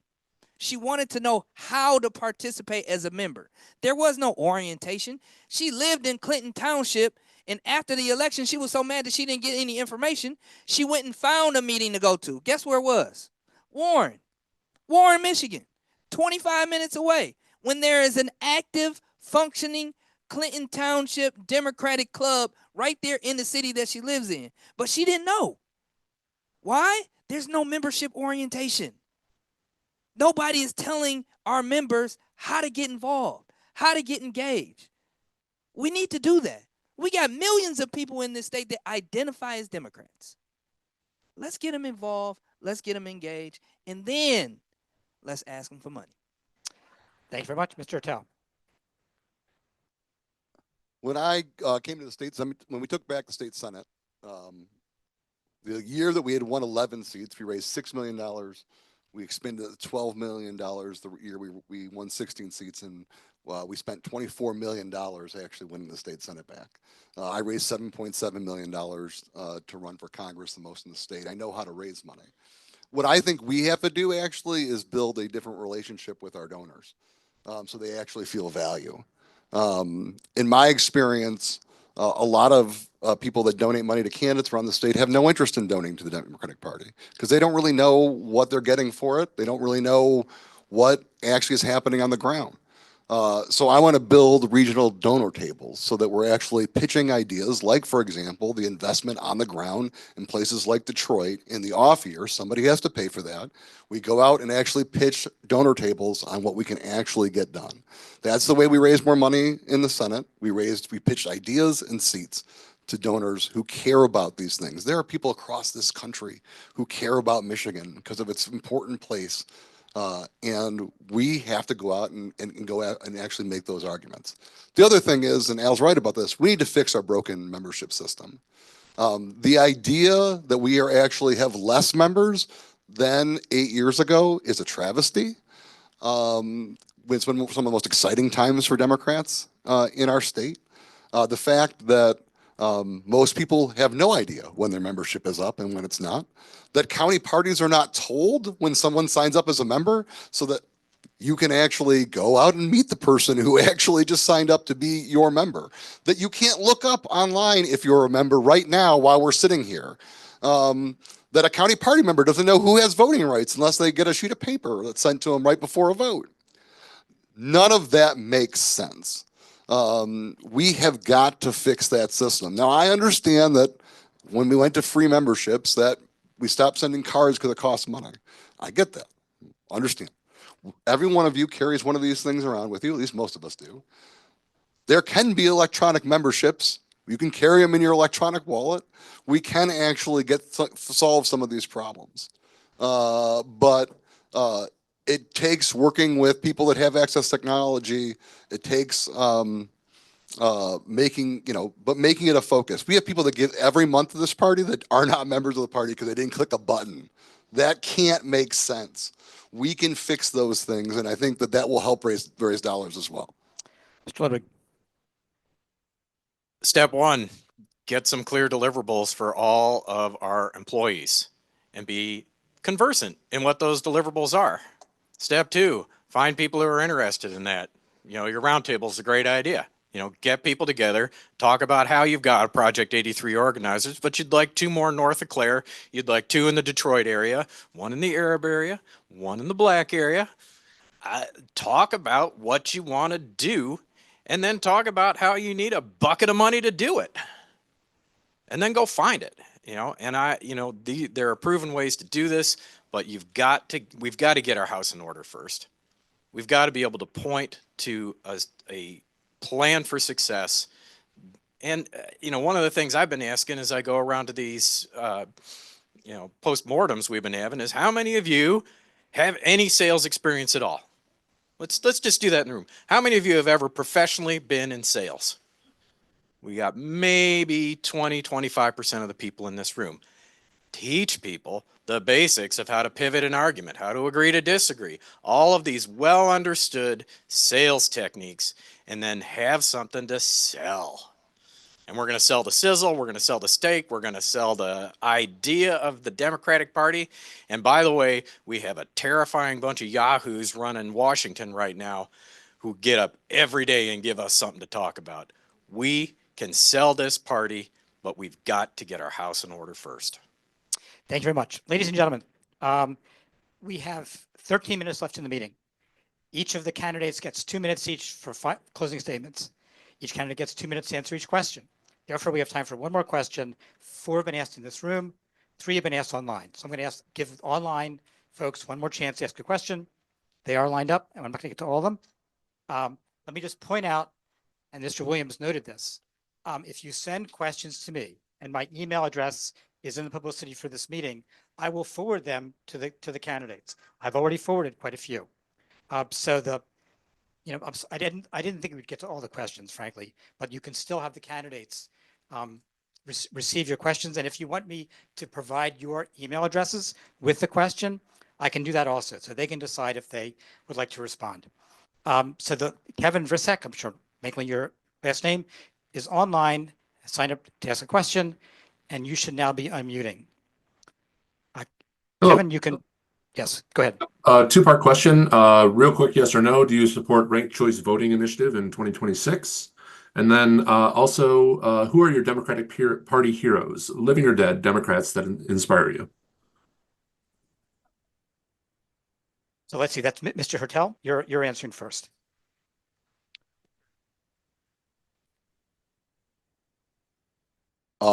Yes, I support ranked choice voting. And the second question was, who are my heroes? This one, my dad. I lost my dad 8 years ago. My dad was before Joe Tate, the last real Democrat that was actually Speaker of the House. And he inspired me to be in public service because I watched how he related to people. He taught me that public service is an important job, but that doesn't make you an important person.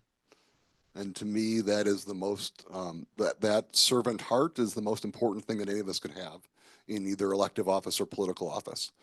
And so that would be my answer. Thanks very much, Mr. Ludwig. I like the idea of ranked choice voting. I would support that. My big hero and kind of who I would pattern my approach as chair is Howard Dean, who everybody remembers him for the Dean Scream, but after he kind of licked his wounds, he came back and chaired the DNC, and I thought did an outstanding job because he took the 50-state strategy seriously. They pushed a lot of money out to so-called red states. They put a lot of effort into that. And I think it's very arguable that we picked up the Obama victory largely because of the work of the folks that followed Governor Dean's lead. Unfortunately, then the Demographics is Destiny people took over. the Browning of America was going to make us a permanent party. And I think that is at long last dead. And interestingly, people are starting to talk about the 50-state strategy again. So I am hopeful that we can kind of learn a lesson from this past 20 years, as we have kind of flirted with this idea that demographics was going to be the answer to all of our problems. We got to go do the work, and that starts with reaching out to every corner of this state. Thank you, Mr. Williams.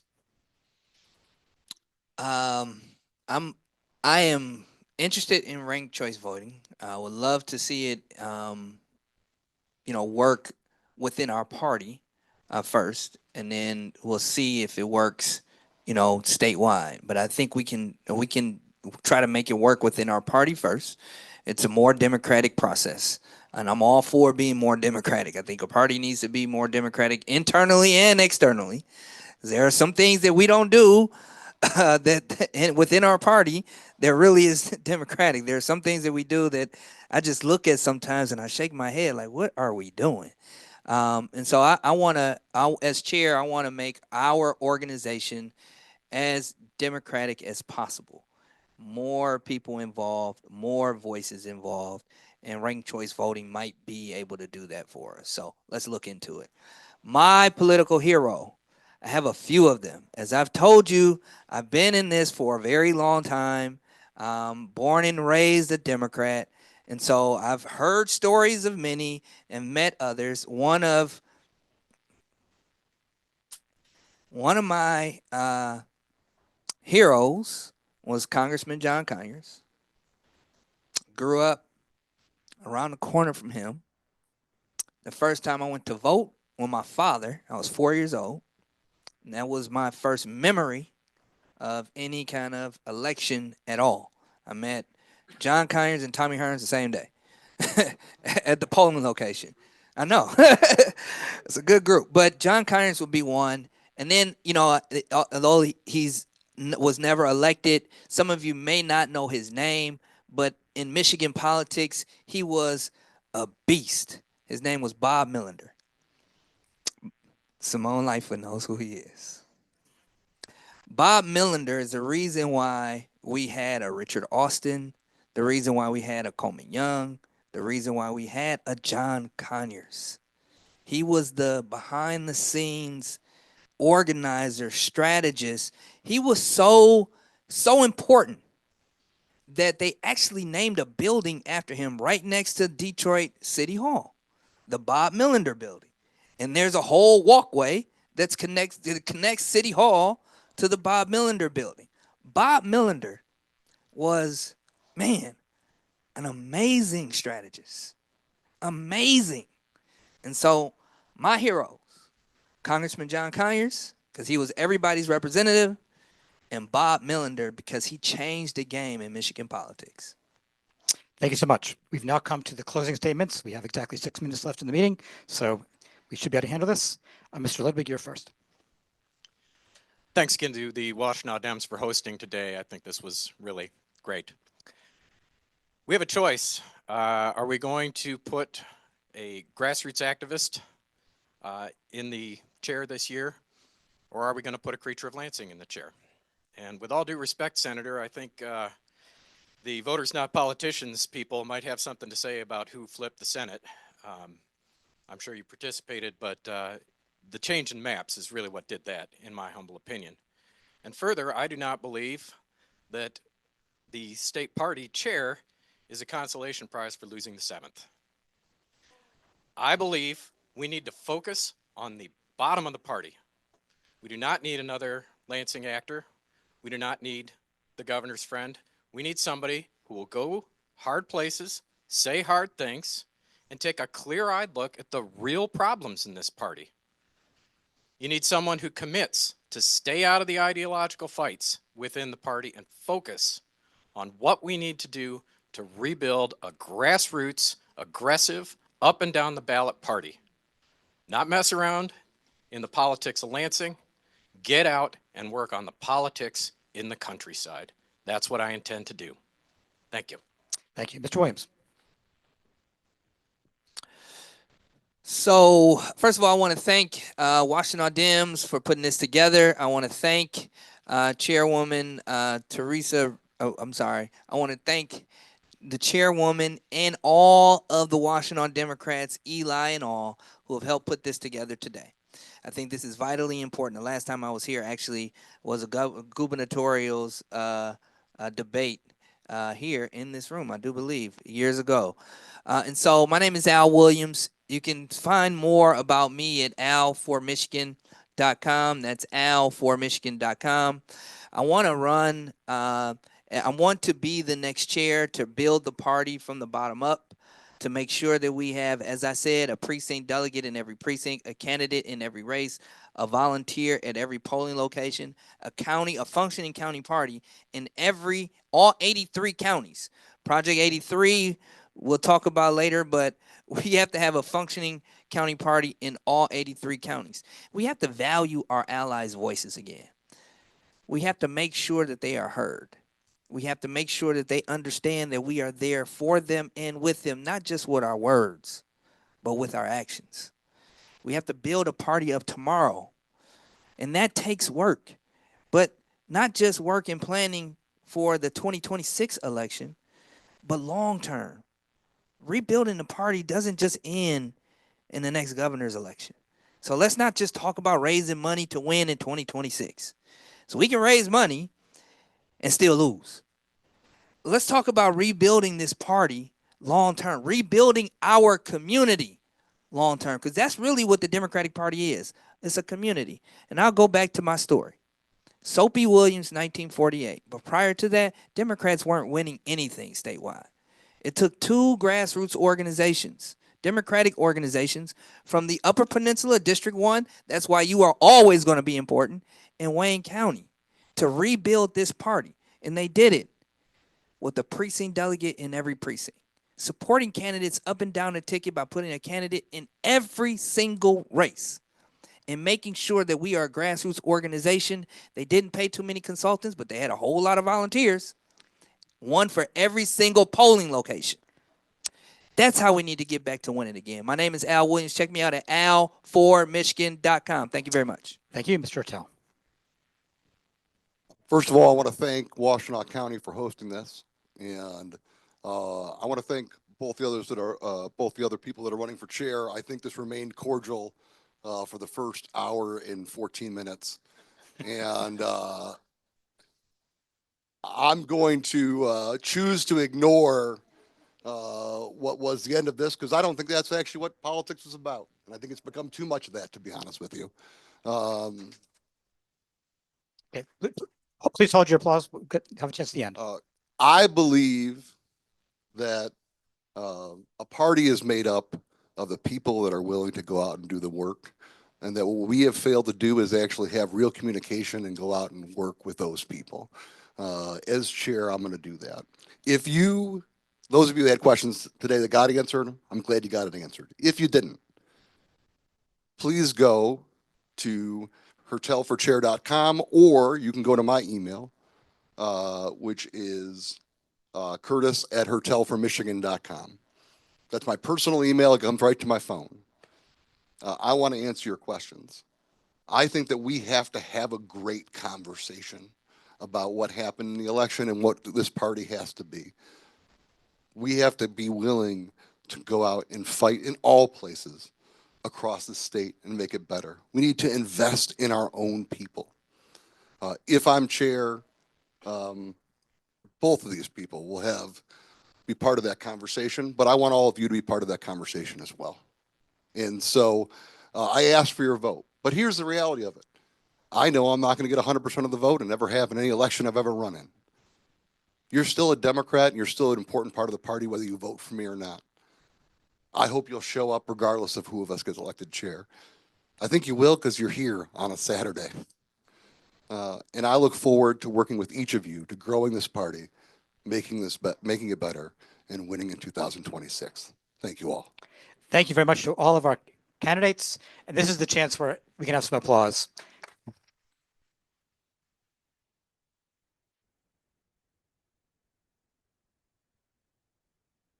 Thank you, Mr. Hertel. Thank you, Mr. Ludwig. Thank you, Mr. Williams, for coming and spending your Saturday morning with us. It's been super, super valuable. So much food for thought. We really appreciate your time.